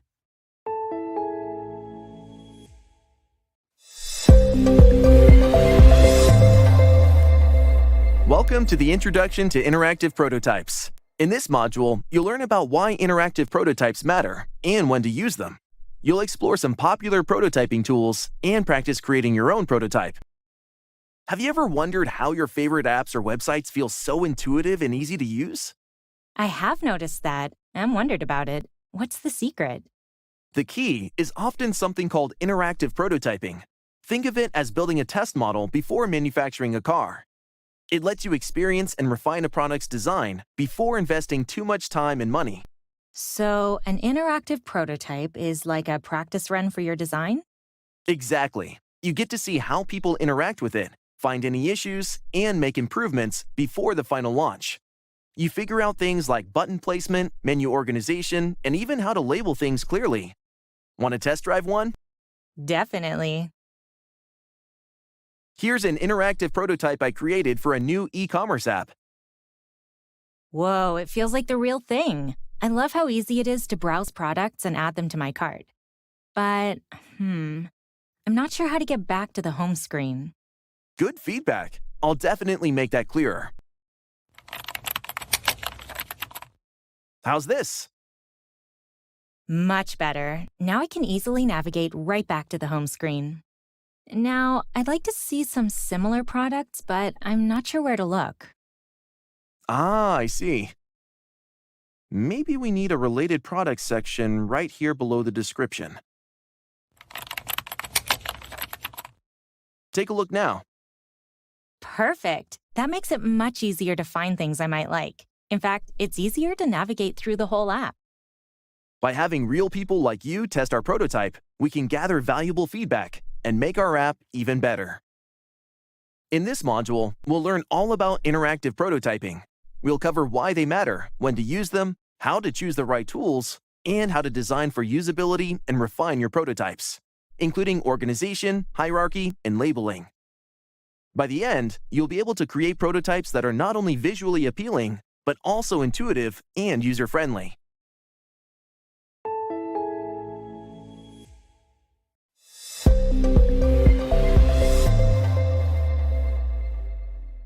Welcome back.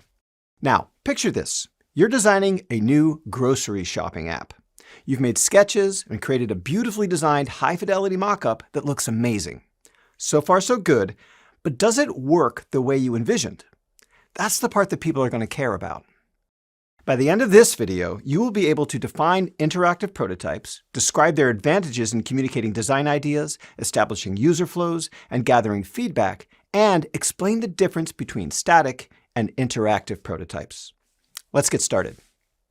An interactive prototype is a clickable model of your app, website, or software interface that simulates what your user will experience. It allows people to tap buttons, navigate menus, and move through different screens the same way they would with the finished product. It's the difference between seeing a picture of a bicycle and riding one. Now, as you know, there are several types of prototypes UX designers use in their work, from static pen and ink sketches to interactive components, like we're talking about here. Each type of mockup has a specific and important purpose. Let's compare and contrast. Static mockups, such as sketches, wireframes, and storyboards, give your users and stakeholders the basic layout, structure, and often the visual look. It communicates what things look like and shows where users can go in the app or website.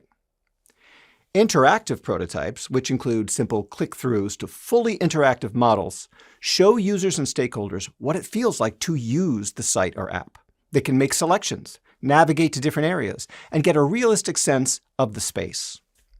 There are a number of advantages to using interactive prototypes. They provide UX designers with information, establish common ground with investors, managers, and other stakeholders, and enable you to create a positive and true-to-life user experience. Here are the top 3. Interactive prototypes help you identify problems and issues early. An interactive prototype is like a diagnostic X-ray for your design. It shows you things you might not see until much later in development, such as confusing navigation, unclear instructions, or awkward interactions. The prototype brings these things to light before you and the other developers spend time writing code. It saves you a lot of time and aggravation up front. Fixing any of these issues after launch can be a nightmare. Interactive prototypes help you communicate and collaborate better. Explaining design ideas can be tricky, even with visual aids. But if you can hand stakeholders an interactive model, they can experience your vision firsthand. Developers can understand how things should work. Clients get excited by seeing tangible progress, and stakeholders can quickly understand where you're at and give you more meaningful feedback. Interactive prototypes help you test your design and receive feedback from the people who use it.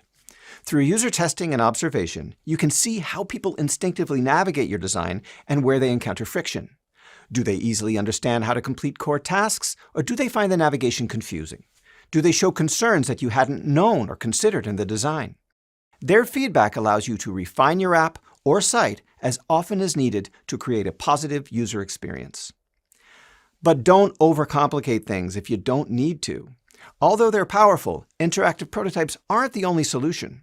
For example, while a low-fidelity static prototype like a sketch or storyboard might not uncover every usability issue, they can reveal fundamental problems with your design flow. It's also good to remember that creating an interactive prototype takes more time and effort than a static mockup does. Balance spending now against the potential for saving time and money by avoiding changes later. Make sure your investment makes sense. Let's return to the grocery shopping app we talked about earlier.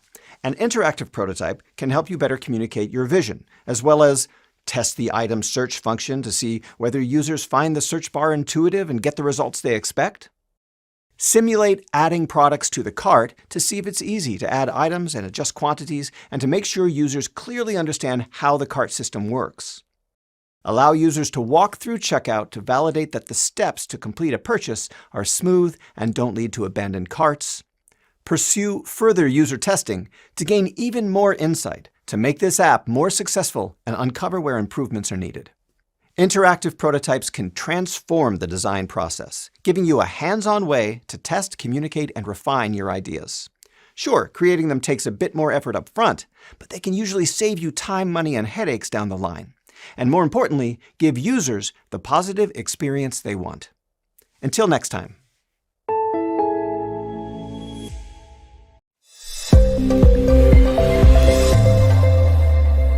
Welcome to the Introduction to Interactive Prototypes. By the end of this video, you'll be able to relate the value of transforming a static mockup into an interactive prototype. Welcome back, designers, to our creative theatre. We've been sketching out ideas, drafting blueprints for our digital creations. But now it's time to raise the curtain on a new act, transforming static designs into interactive experiences. Our actor, like any curious user, wants to explore this scene. But this button is merely a lifeless drawing on a static set. There's no interaction, no feedback, no sense of engagement. Enter the tools of our trade. By creating navigational connections, transitions, and animations, we'll add interactivity to our product. That will breathe life into our scene on this digital stage. The interaction between user and interface is key. Effective interactions allow users to fully explore the application, take action, and accomplish their goals. Our actor is no longer a passive observer, but an active participant. They can now explore the scene, trigger responses, and receive feedback. This is the power of interactive prototypes. They're not just about bringing our designs to life, they're our most valuable tool for fine-tuning the design before releasing it for real users. By transforming static elements into interactive ones, we can observe how users navigate through the prototype. Where do their eyes linger? Which interactive elements captivate them? But then, lurking in the darkness, we discover a potential flaw in our design. The call to action is hidden in the shadows, missed by our actor's gaze. Highlighting a call to action or other crucial element, or putting it in a distinguished area, are ways of making it stand out in a web layout. Just like a dress rehearsal before a play's opening night, interactive prototypes allow us to fine-tune a design before releasing it. By watching users interact with the prototype, we can identify stumbling blocks and refine our design to bring key interactions to the forefront. Interactive prototypes are your chance to perfect your design. Interactive prototypes ensure your digital creations earn standing ovations from users.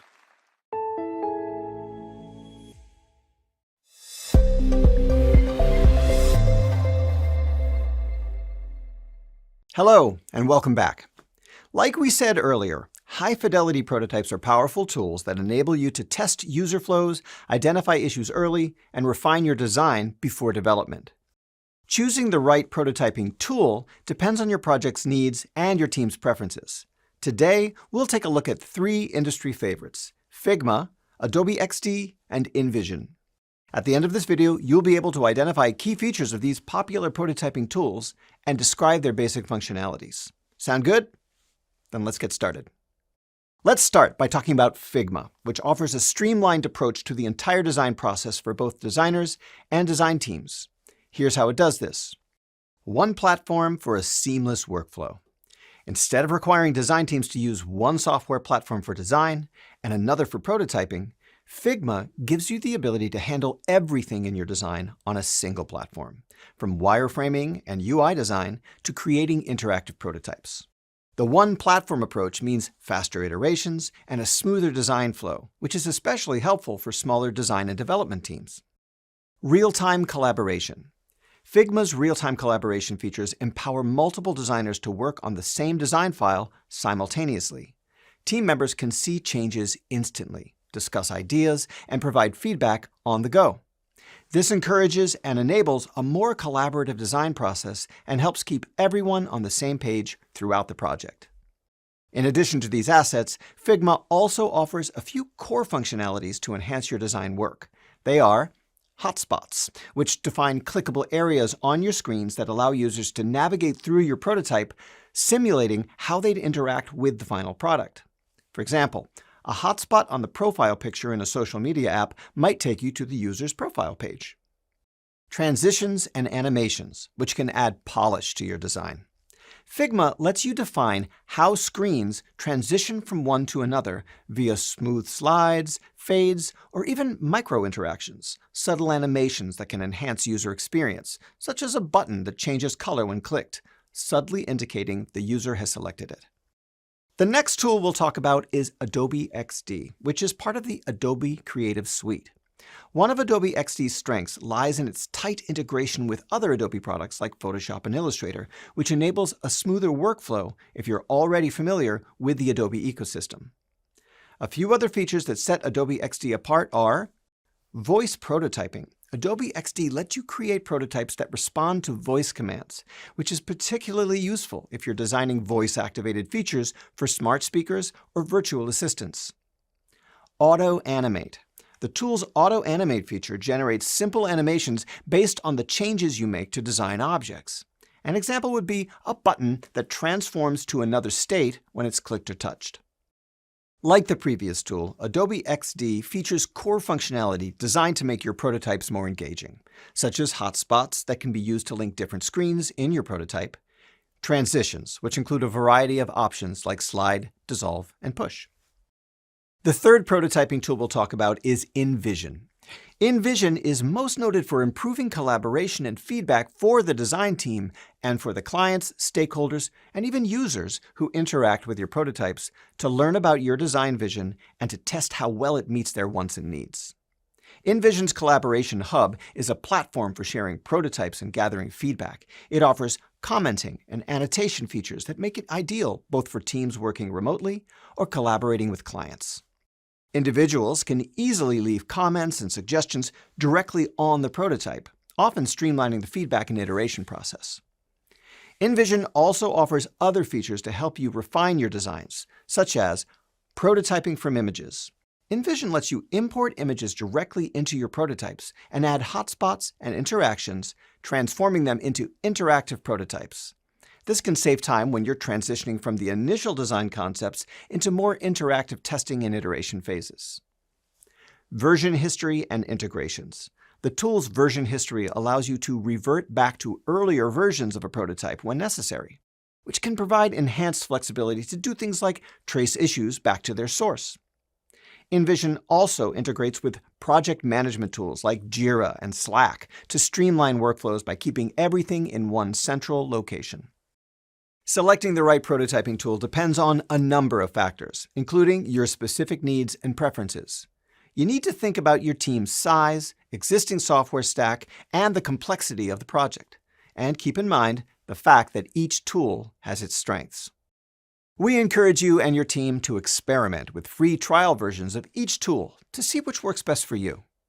We'll talk again soon.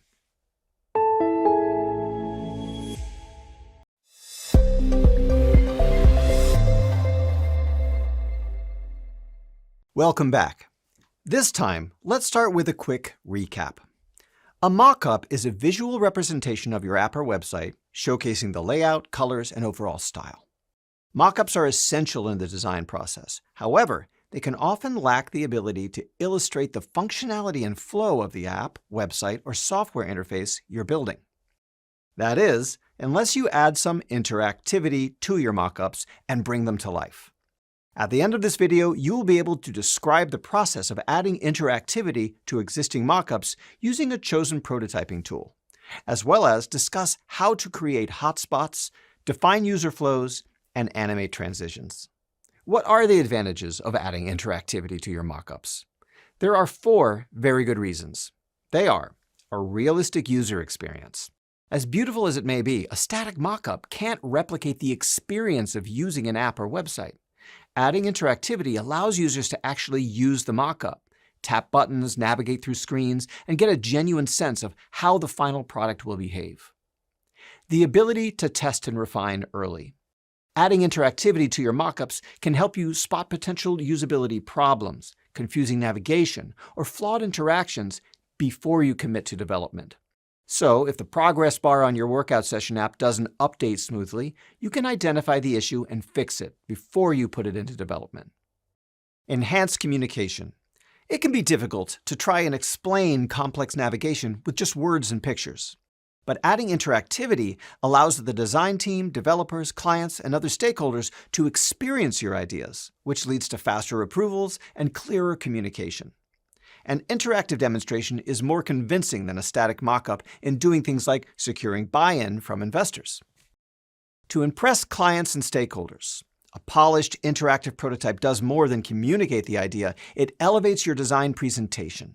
This makes a more positive impression on clients and stakeholders, setting you and your design apart.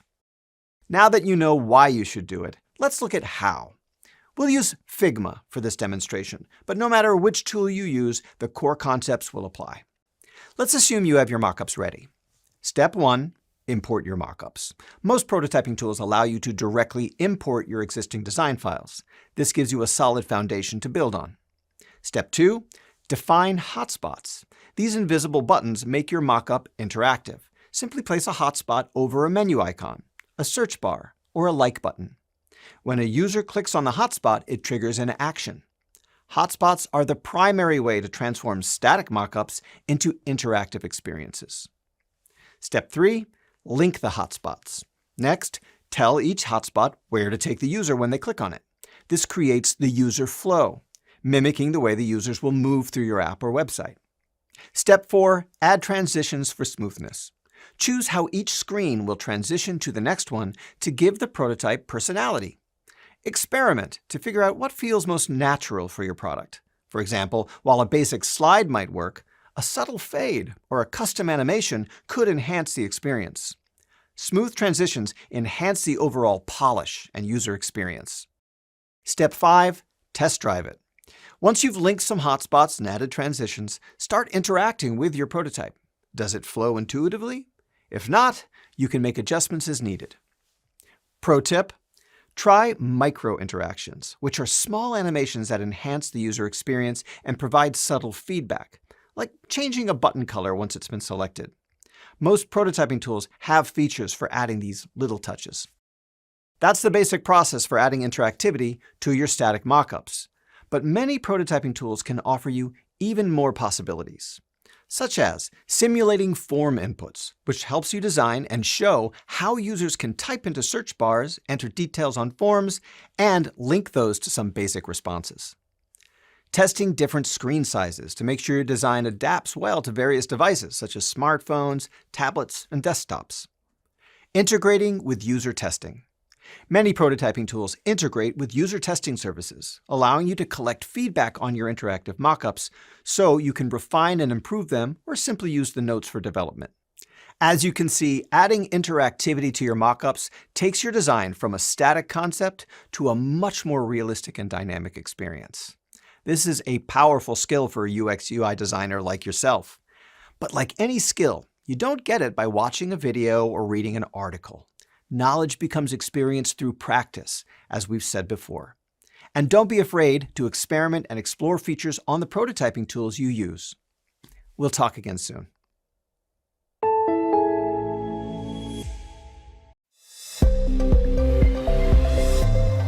Hey everyone, welcome back. Today we're diving into an exciting part of the UX design process, prototyping.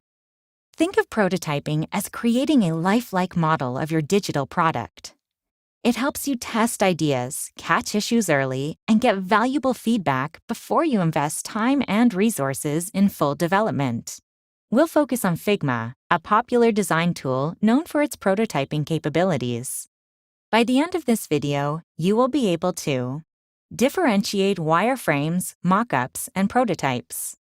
Explain different prototyping fidelities and prototyping techniques in Figma. Create working prototypes in Figma. In Figma, we'll use the Prototype tab. This is where the magic happens. Hotspots are areas of your design that users can interact with. Think buttons, links, or image areas. In Figma, you can create a hotspot by selecting an element and adding an interaction. Let's say you have a button on your homepage. You'd select that button, go to the Prototype tab, and choose an on-tap or on-click interaction. Transitions tell Figma what should happen when a user clicks on a hotspot. It could be moving to a new screen, opening a drop-down menu, or triggering an animation. To create a transition, you'll connect your hotspot to its destination. Let's go back to that homepage button. We've set it up to be clicked. Now, we drag a connection to the screen we want the button to lead to. Easy.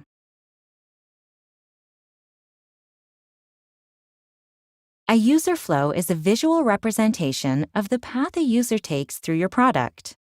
Prototyping helps you map out these flows. In Figma, you can visually see how screens connect. Imagine you're designing an online store. You'll connect the home page to product pages, then the product pages to the cart, and so on. Each hotspot and transition you add builds this interactive journey. Let's look at an example of our grocery shopping app prototype. We have a sign-up screen. When the user clicks the Next button, our hotspot, a transition takes them to the dietary preference screen. If they click on an unselected checkbox, a transition reveals the selected state of some of the checkboxes. We've created a small but essential part of the app's user flow.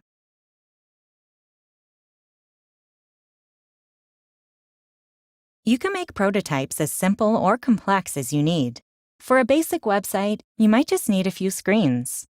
For a more involved app, you might have dozens of screens and interactions.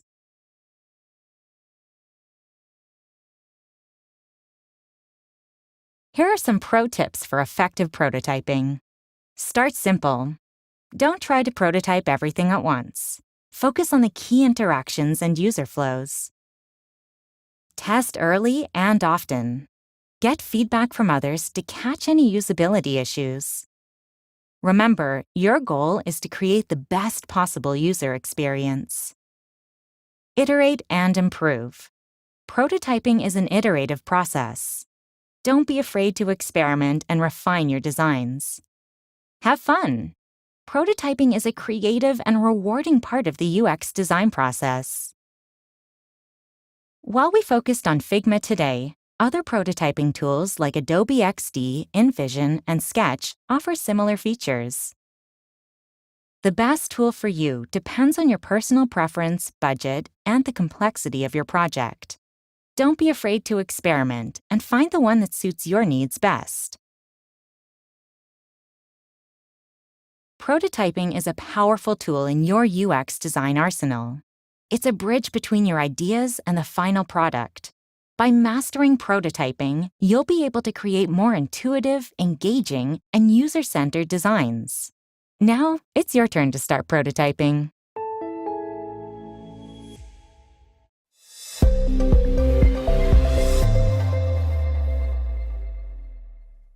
Welcome back. This time around, we're going to talk about polishing your prototypes for clarity and usability. At the end of this video, you will be able to describe the best practices for refining and polishing interactive prototypes and explain the importance of user testing, iterating based on feedback, and ensuring clarity and ease of use in a prototype. Ready to make that prototype shiny and squeaky clean? Then let's jump right in. We'll start by taking a step back. You built a solid interactive prototype that works and shows off your design ideas. User tests gave you insights that you used to make it even better. So, is it ready to go? Close, but no cigar. This is where polishing comes in. Polishing your prototype means refining it for clarity and usability to make sure it provides a seamless, intuitive user experience. That deserves a closer look. Clarity means your design's purpose and interactions are immediately understandable to users. It provides reduced cognitive load, which is minimizing the mental effort needed to figure out what to do. This translates to a more enjoyable and engaging experience. Fewer misinterpretations, which involves clear labeling, intuitive navigation, and consistent visual cues to prevent users from making wrong assumptions about functionality. This leads to smoother testing and more accurate feedback. That's clarity. Usability is, simply put, ease of use. Here's how usability translates into success. Reduced friction, which means tasks are intuitive and straightforward. Users don't stumble into any roadblocks that prevent them from completing their goals. Increased task completion rates, meaning users are encouraged to explore features and complete desired actions. Polishing your prototype is important for several reasons. First, it improves the user experience by engaging them with the app or website. Polishing also increases the confidence of your stakeholders by demonstrating your attention to detail and commitment to the user. And polishing streamlines development by reducing misunderstandings. This saves time and minimizes the potential for rework. There are 5 things that you can do as a designer to polish your prototype and pave the way for smooth site or app development. These best practices for polishing are a consistent visual language, intuitive navigation, meaningful micro-interactions, informative error messages, and user-friendly writing and content. We've talked about all these elements before, so let's just briefly review what they mean here. 1. Consistent visual language means creating a clear visual hierarchy that guides the user's eye, consistent colors, fonts, and spacing, and creates a sense of order and predictability. 2. Intuitive navigation should be logical and effortless. To achieve it, make sure your menu labels are clear and that users always know exactly where they are and how to get back. 3. Meaningful micro-interactions, like hover states and loading indicators, provide feedback for the users and create the feeling of responsiveness, which can further engage users. Pro tip, use micro-interactions judiciously. Too many can become distracting or slow down the interface. Subtlety is key. 4. Informative error messages. When users encounter errors, provide clear guidance on how to fix the issue, and infuse your error messages with some personality or humor to make them less frustrating. 5. User-friendly writing and content, which is simple, clear, direct language that your target audience understands. Avoid jargon or overly complex sentence structures. Polishing your prototypes is also important for user testing and iteration. It usually won't happen just once. You need to polish, get feedback, iterate, rinse, and repeat until your design is ready for development. It's a very straightforward process. First, you conduct user testing with as diverse a group as possible and gather their feedback. Use that feedback to revise and repolish your prototype. Even seemingly minor tweaks can significantly improve clarity and usability. Make polishing the prototype an integral part of your design process. Take the time to do it right. Don't rush it or skip it. An unpolished prototype is an unfinished one that creates a negative first impression, often turning users away, reducing stakeholder confidence, and potentially creating costly revisions and delays. But the bottom line is simple. Polishing your interactive prototype is essential for creating a successful user experience. By focusing on clarity, usability, user testing, and continuous iteration, you will consistently turn your prototypes into websites, mobile apps, and software interfaces that capture users' attention. Mastering the art of polishing takes practice and a real commitment to creating the best experience for the user. Serving the user first is a foundational principle of UX design, and as you learn more about the process, it's always a good idea to take a moment and remember this basic principle. And always remember to embrace user feedback. The more you listen, reiterate, and polish, the more intuitive and impactful your designs will become. That's what will set you apart in today's competitive marketplace. Catch you next time.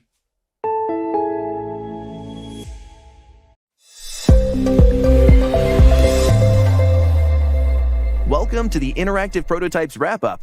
By the end of this video, you'll be able to identify key points of the module and connect these key points to entry-level UX designer career development.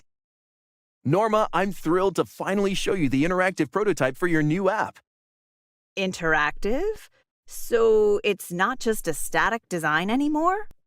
Exactly. This prototype lets us experience the app as if it were already built. I chose this prototyping tool because it's so intuitive and easy to use.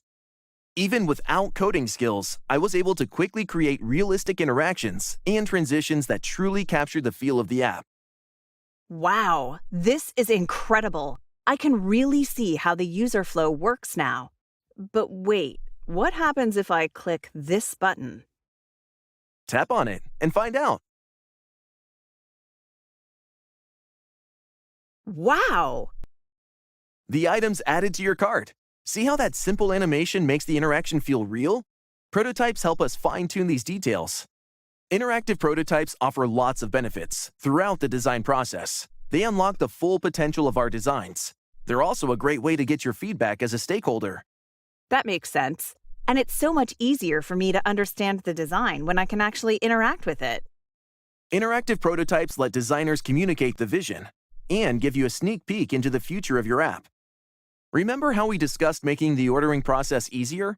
Well, I've incorporated interactive elements into this prototype, so you can see exactly how that would work. You can tap through the menu and add items to your cart. And we have brought key interactions, like checking out, to the forefront. This interactive prototype is a chance for us to test the overall flow of the app. We can see if the navigation makes sense, if the buttons are in the right places, and if anything feels confusing or out of place. Like a test drive for the new app. Exactly.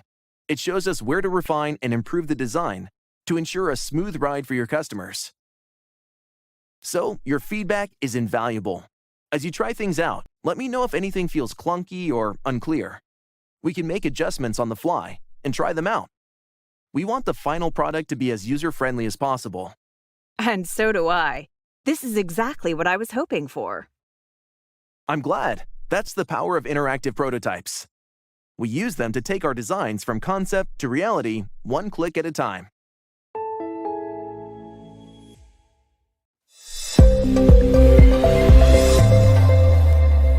Welcome to the Introduction to Design Critiques and User Testing. In this module, you'll learn about the power of user testing, as well as user testing strategies. You'll explore the art of design critiques and put it all together to create a prototype. I don't understand. I thought our design was so clear. Why are people having so much trouble using it?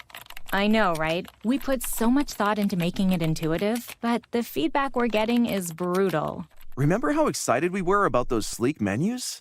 Apparently, they're impossible to find. And those minimalist buttons we were so proud of? People are tapping all over the screen trying to figure out where to click. And forget about the checkout flow. I've seen more abandoned carts than successful purchases. This is a disaster. We need to figure out what's going wrong. But how? This is where user testing and design critiques come in. They're essential parts of the design process, especially when things aren't going as planned. User testing will allow us to see exactly where people are getting stuck. We can actually watch them struggle with our design. And design critiques will help us identify specific areas for improvement. It will be some fresh set of eyes on our work. By incorporating what we learn, our design will get stronger, more intuitive, and much more user-friendly. I can't believe how much our app has improved since we started user testing. It's like night and day.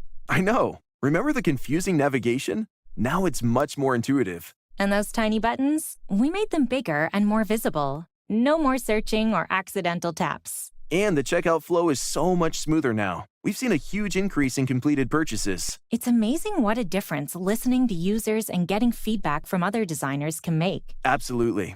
It was a humbling experience, but it was also incredibly rewarding. I'm so glad we didn't give up when things got tough. User testing and design critiques saved our app. Cheers to that. And to user testing and design critiques. Ready to create amazing user experiences? Join us as we unlock the power of user testing and design critiques.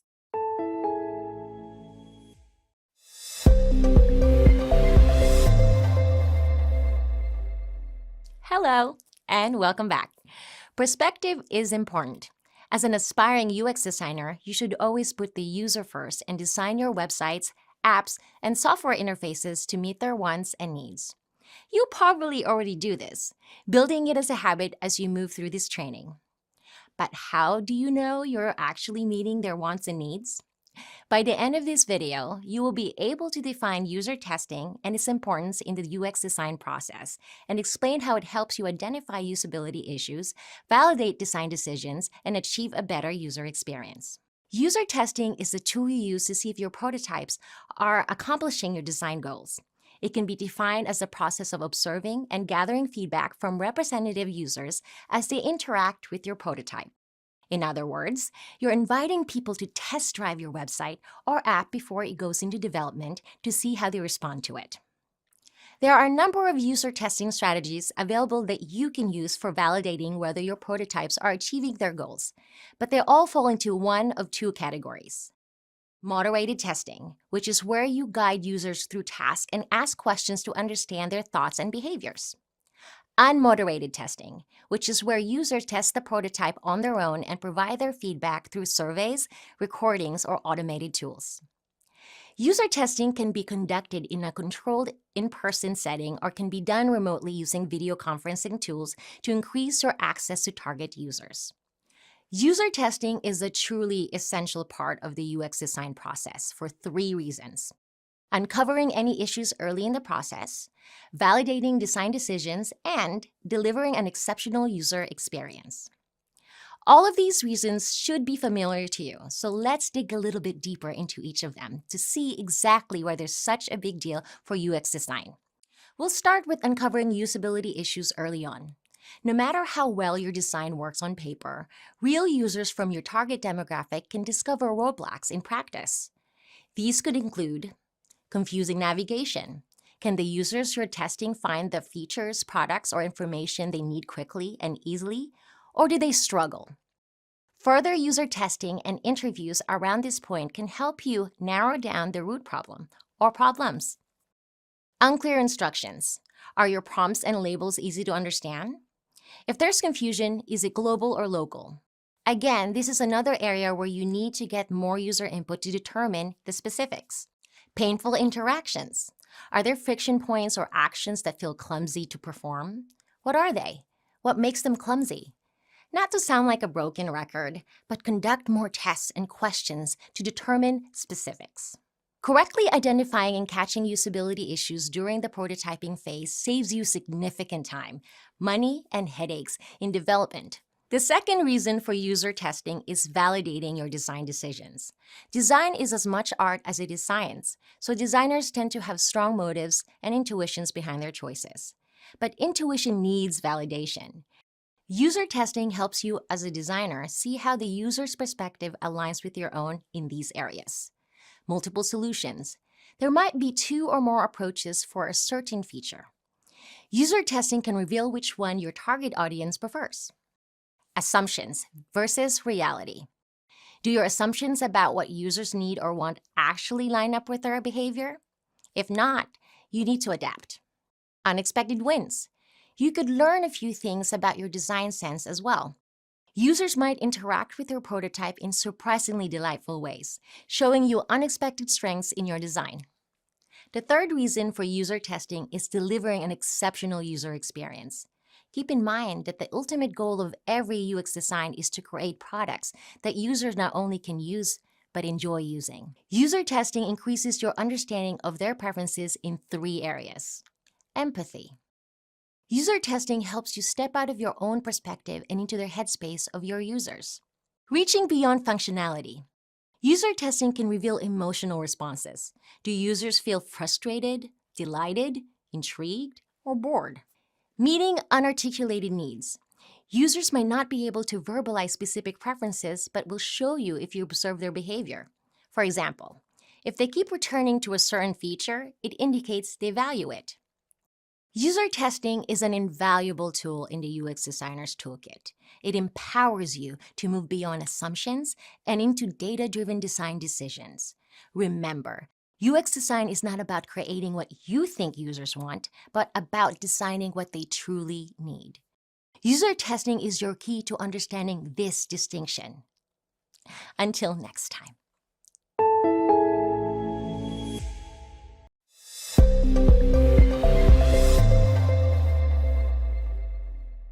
Welcome back. As discussed earlier, user testing matters because it gives you a window of understanding into the truth about how your target users perceive, navigate, and experience your design. But how do you do it? By the end of this video, you will be able to list the steps involved in conducting a basic user testing session and briefly explain how to recruit participants, create a testing plan, and moderate the testing session effectively. There are 6 basic steps to setting up your basic user testing plan. Define your goals and objectives, recruit participants, create a detailed test plan, prepare the test environment, conduct a test session, and analyze and iterate. There's also an unwritten 7th step, which is to repeat this process through each iteration until you can turn your prototype and your data over to developers to start building the site or app. But for now, let's look at each step a little more closely. Step 1. Define your goals and objectives. Think about what you want to learn from this user testing session and clearly define the specific questions you want to answer. Don't try to do everything in one session. Focus on the most critical aspects of your designs, such as the overall navigation flow, specific features, or determining the effectiveness of particular interactions. For example, can first-time users easily create an account and complete a purchase on your e-commerce website? Step 2. Recruit participants. Identify your target audience, their demographics, interests, and behaviors. There are several ways to find these people, including user research platforms, which can offer access to diverse participant pools, social media groups or communities, your personal network, provided they fit your target audience, guerrilla testing, which is basically approaching people in public places who seem to fit your target demographics. As you recruit, aim for diversity to get a well-rounded perspective. Step 3. Create a testing plan. Begin with the introduction that explains the purpose of the test, reassures participants that you're testing the product and not them, so there are no right or wrong answers, and let them know their feedback is valuable and will help improve the design. Next, create a list of specific tasks you want users to perform. Focus on critical user flows and interactions relevant to your goals. Create a list of follow-up questions. Prepare open-ended questions to probe participants' thoughts and feelings about each task. Avoid leading questions that might influence their responses. Step 4. Prepare your testing environment. The specifics will vary depending on whether you are conducting an in-person or remote test. But in either case, be sure all the participants have access to your interactive prototype and that it's ready for testing. For in-person testing, select a quiet, distraction-free space with a table and chairs. Have recording equipment and consent forms ready if you plan to record the session. For remote testing, use a video conferencing tool like Zoom or Microsoft Teams. Make sure your internet connection is stable and have screen sharing available. Step 5. Conduct the test. Begin by making participants feel comfortable and at ease. Once they are settled, briefly walk through the testing plan and how long it will take. Encourage participants to think out loud. Ask participants to verbalize their thoughts as they complete the tasks. Let the users discover things on their own. If they struggle, resist the urge to help. Instead, simply observe closely and take good notes.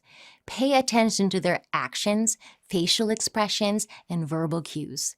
Note any struggles, hesitations, or unexpected behaviors. Record the session if possible so you can share it with your team. Here are a few additional tips and techniques to help make conducting your user test session better. Practice moderating. Rehearse your test script and questions to make sure the session goes smoothly. Pilot testing. Run a quick test with a colleague or friend to iron out any kinks in your plan. Remember gratitude. Thank your participants for their time and valuable feedback. Be open-minded. Don't get defensive about feedback or view it as criticism. Remember, the goal is to use the feedback to improve your design and create the best possible user experience. Step 6, analyze and iterate. This is what you've been waiting for, so be sure you review your notes and any recordings, look for patterns in behavior and user feedback. Identify the key insights, such as what worked well and where did users tend to get stuck. Prioritize changes. Based on the feedback, decide which issues to address first. Once you've done these things, make changes to your prototype and retest. Repeat this process until you're confident in your design. Never underestimate the impact of user testing. It's not just about finding problems, but about discovering opportunities for innovation. By making user testing a regular part of your design process, you'll be able to create the kinds of products that deliver the positive user experiences you want to achieve. See you next time.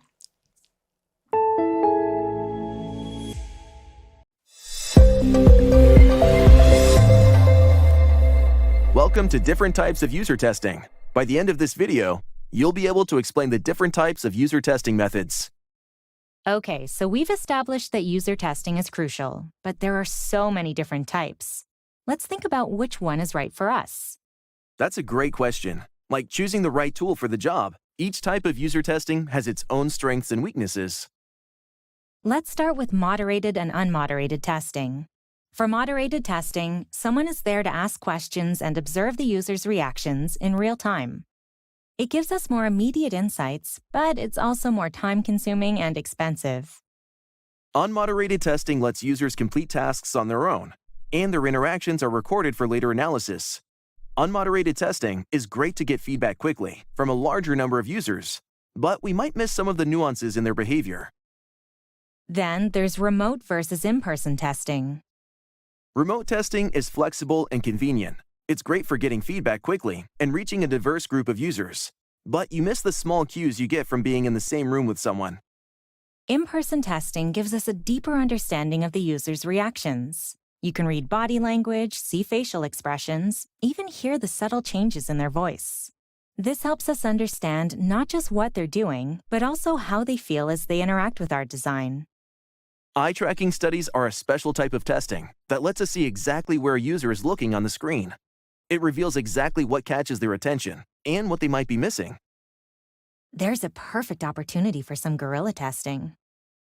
I'll buy them a refill in exchange for a few minutes of their time. Guerrilla testing is getting feedback from random people in a public place. It's a fast approach and it's not very scientific, but it can be surprisingly insightful.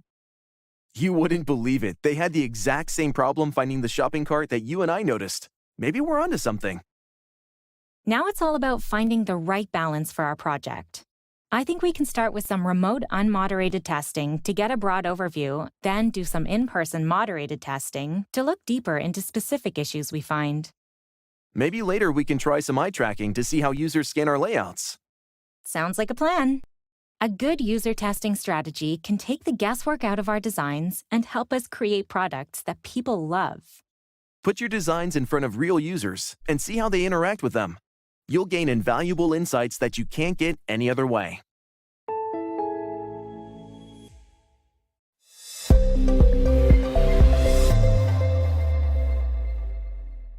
Welcome back. Every artist, musician, or writer knows the value of feedback. And as we've said before, UX/UI designers are artists. Design critiques provide a structured platform for seasoned and emerging designers like you to get feedback, refine your skills, gain insights, and create better user experiences.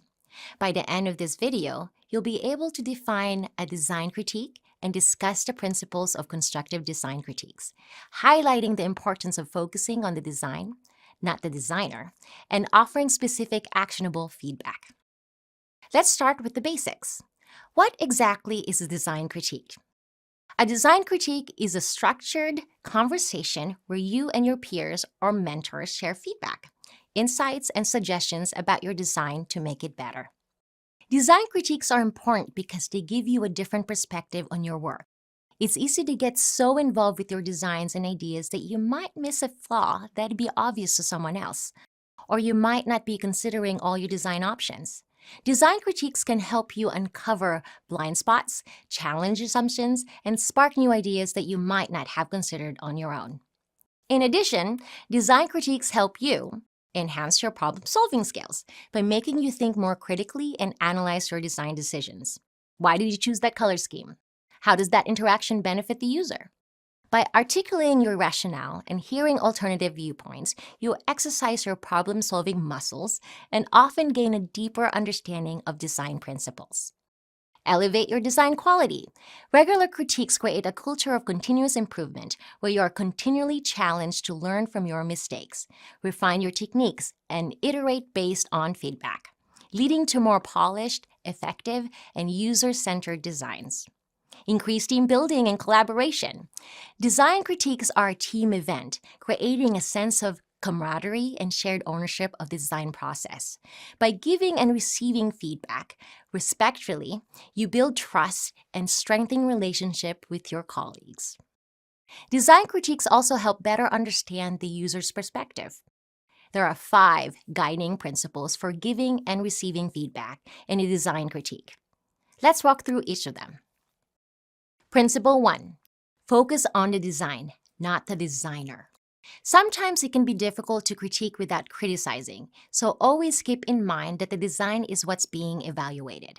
Avoid phrases like, "you did this wrong." Instead, use I statements to express your critique. I statements like, "I'm noticing," or "I'm wondering if." Frame your feedback as observations rather than accusations. For example, instead of saying, "your color choice doesn't work," you might say, "I find it hard to read the text with this color combination. Have you considered using a higher contrast palette?" Principle 2. Be specific and actionable. Vague feedback like, "this design isn't working for me," doesn't help a designer improve. Instead, offer specific, actionable suggestions so the designer knows how to move forward. Point to specific elements. Instead of saying, "the navigation is confusing," say, "the placement of the back button seems counterintuitive. What other placement options have you considered?" Offer alternatives. Rather than just saying you don't like something or you aren't sure it's working, propose an alternative that you believe would work better. Explain your reasoning so the designer can see the alternative the way you do. Principle 3. Offer constructive criticism. Design critiques should be positive, so even when you're identifying problems, frame your feedback constructively. Start with positive feedback, acknowledging what's working well in the design. This creates a supportive atmosphere and makes it easier for the designer to receive critical feedback. Only after you've done that should you offer your constructive criticism. Principle 4. Ask clarifying questions. If you aren't clear about a particular aspect of the design or the designer's intentions, ask questions. This demonstrates your engagement and can lead to deeper insights and a more productive discussion. Open-ended questions are best here because they provide a greater depth of information. Principle 5. Listen and be open to feedback. Whether you are giving or receiving feedback, active listening is very important. Pay attention to what others are saying, both verbally and non-verbally, through body language and facial gestures. Don't interrupt or think about how you respond when they finish speaking. Listen, think, then speak. And when you're receiving feedback, be open-minded and receptive to different perspectives.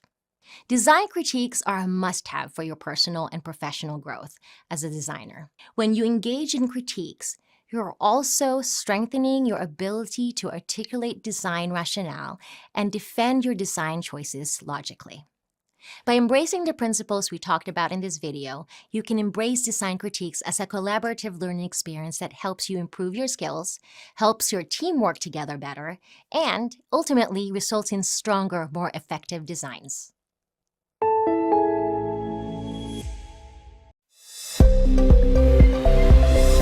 Welcome Welcome back, aspiring UX designers. Today, we're diving into one of the most critical parts of the design process, iterating based on user feedback.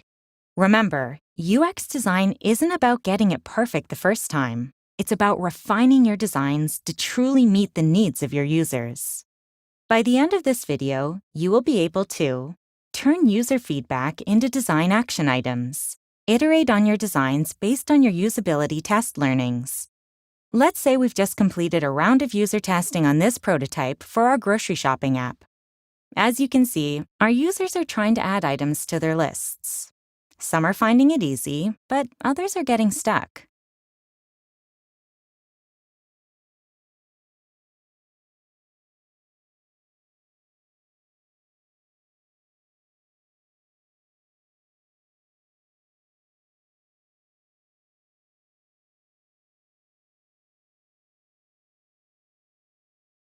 Let's see what they have to say. Valuable insights, right? Now, how do we turn this raw feedback into actionable design improvements? First, we organize.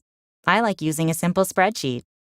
We list out each issue our users encountered, rate its severity, how much it impacts their experience, and suggest potential solutions. Next, we prioritize. We focus on the high-severity issues first, as these are the biggest roadblocks for our users. Now comes the fun part, iteration. We take our recommendations and start sketching out potential solutions. Don't be afraid to get creative. Explore different options, and don't worry about making it perfect at this stage. It's just brainstorming. Once you've settled on some promising designs, it's time to create revised prototypes and test them with users again. This is an iterative process. You might go through several rounds of testing and refining before you arrive at the final design. Let's take a look at how we incorporated user feedback into our revised design. By actively listening to our users and iterating based on their feedback, we've made this app much more intuitive and user-friendly. Remember, feedback is a gift. It's a direct line to what your users are thinking and feeling. Embrace it, learn from it, and let it guide you towards creating exceptional user experiences.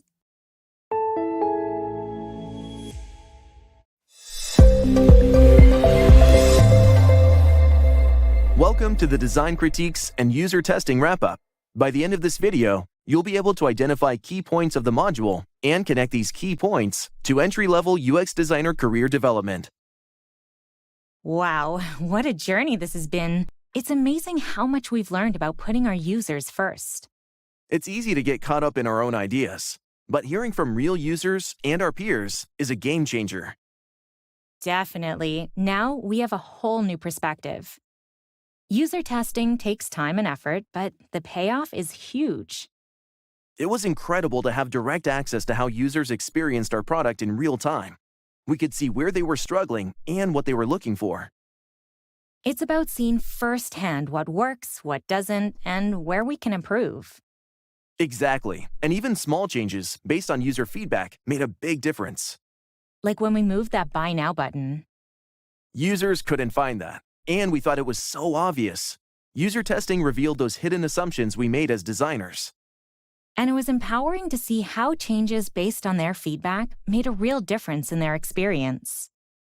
Let's not forget about design critiques. I thought they were intimidating at first, but they're really just an opportunity to get expert feedback on our designs. Our peers' constructive feedback was invaluable. They helped us see things we were too close to notice. It was a bit like having someone point out spinach in your teeth, but for our design. The best part? They did it with kindness and a genuine desire to help us improve. It was a bit scary going in, but it turned out to be a collaborative effort that made our designs stronger. We're so excited to show you the final version of your app. What you see is a result of valuable insights we've gathered through rigorous testing by real users and critiques by design experts. Thanks to multiple rounds of user testing, for example, we were able to identify and fix some pain points in the navigation. It's much more intuitive now. We're confident your users will love it. And our peers pushed us to simplify the checkout process. Now, it's streamlined and easy to use. We also incorporated feedback on the visual design, making it more appealing and engaging, as well as better aligned with your brand identity.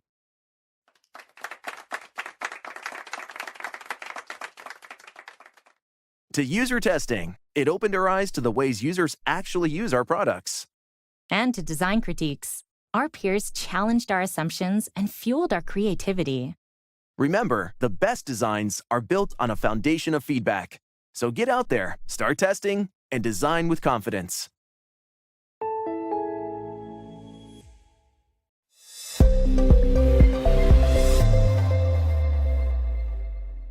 Welcome back!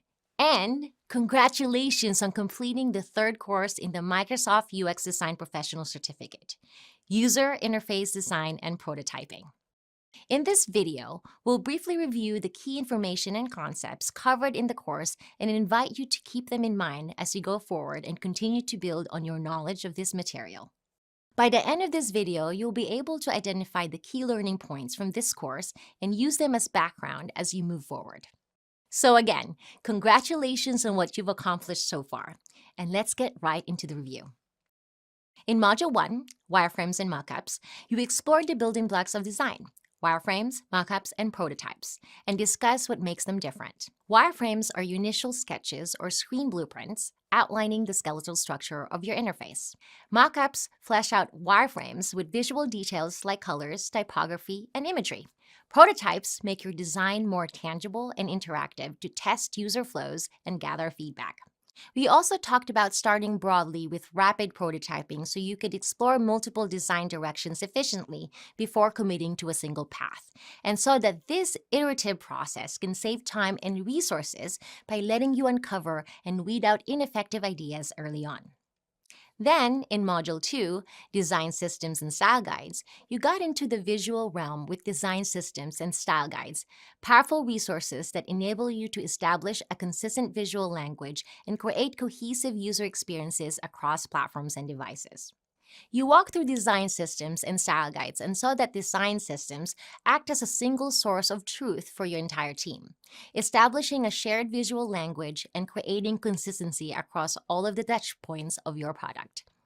This enhances brand identity and streamlines the design process through the use of predefined components and style guidelines, so you could focus on creating rather than reinventing the wheel with each new screen. You also had the opportunity to see how Microsoft's Fluent 2 design system provides a framework for creating interfaces and discovered how to assess your designs against Fluent 2 principles.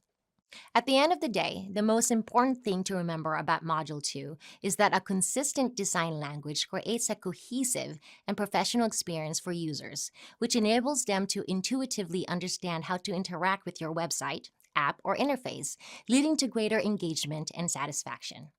In Module 3, Interactive Prototypes, you dug into the process of adding dynamic interactions and user flows to your mockups using the core functionalities of popular prototyping tools like Figma, Adobe XD, and InVision. You explored the functionalities of popular prototyping tools like Figma, Adobe XD, and InVision to understand precisely how to create interactive prototypes by defining hotspots, transitions, and micro-interactions. Beyond basic interactions, you went through designing more sophisticated user flows and simulating complex scenarios within your prototype so you can thoroughly test user journeys and identify potential issues early on. In this module, the key takeaway was that interactive prototypes are invaluable for communicating your design vision to stakeholders and gathering user feedback. They allow you to simulate the real-world experience, validate design decisions, and iterate quickly based on user and stakeholder feedback. Finally, in Module 4, Design Critiques and User Testing, you explore the principles and practices for these two important aspects of the design process. We talked about how user testing is your direct line to understanding how real people interact with your prototype, revealing pain points and areas for improvement. And we looked at a variety of testing methods. We also spent time deconstructing design critiques so you could better understand how to give and receive feedback that focuses on the design rather than the designer by providing specific, actionable feedback. You also saw how design critiques create a collaborative and positive environment for growth and improvement. Probably the most important takeaway here is that embracing design critiques and user testing is essential for your professional development. It helps you hone your skills, deepen your understanding of user needs, and create designs that connect better with your users. Finally, you are able to supplement your learning through hands-on projects and exercises, so you could practice wireframing, prototyping, and user testing. While this course covered some essential aspects of UX/UI design, your journey doesn't end here. Join us in UX Design in Practice, Accessibility and Collaboration, so we can pick up where we left off. See you there.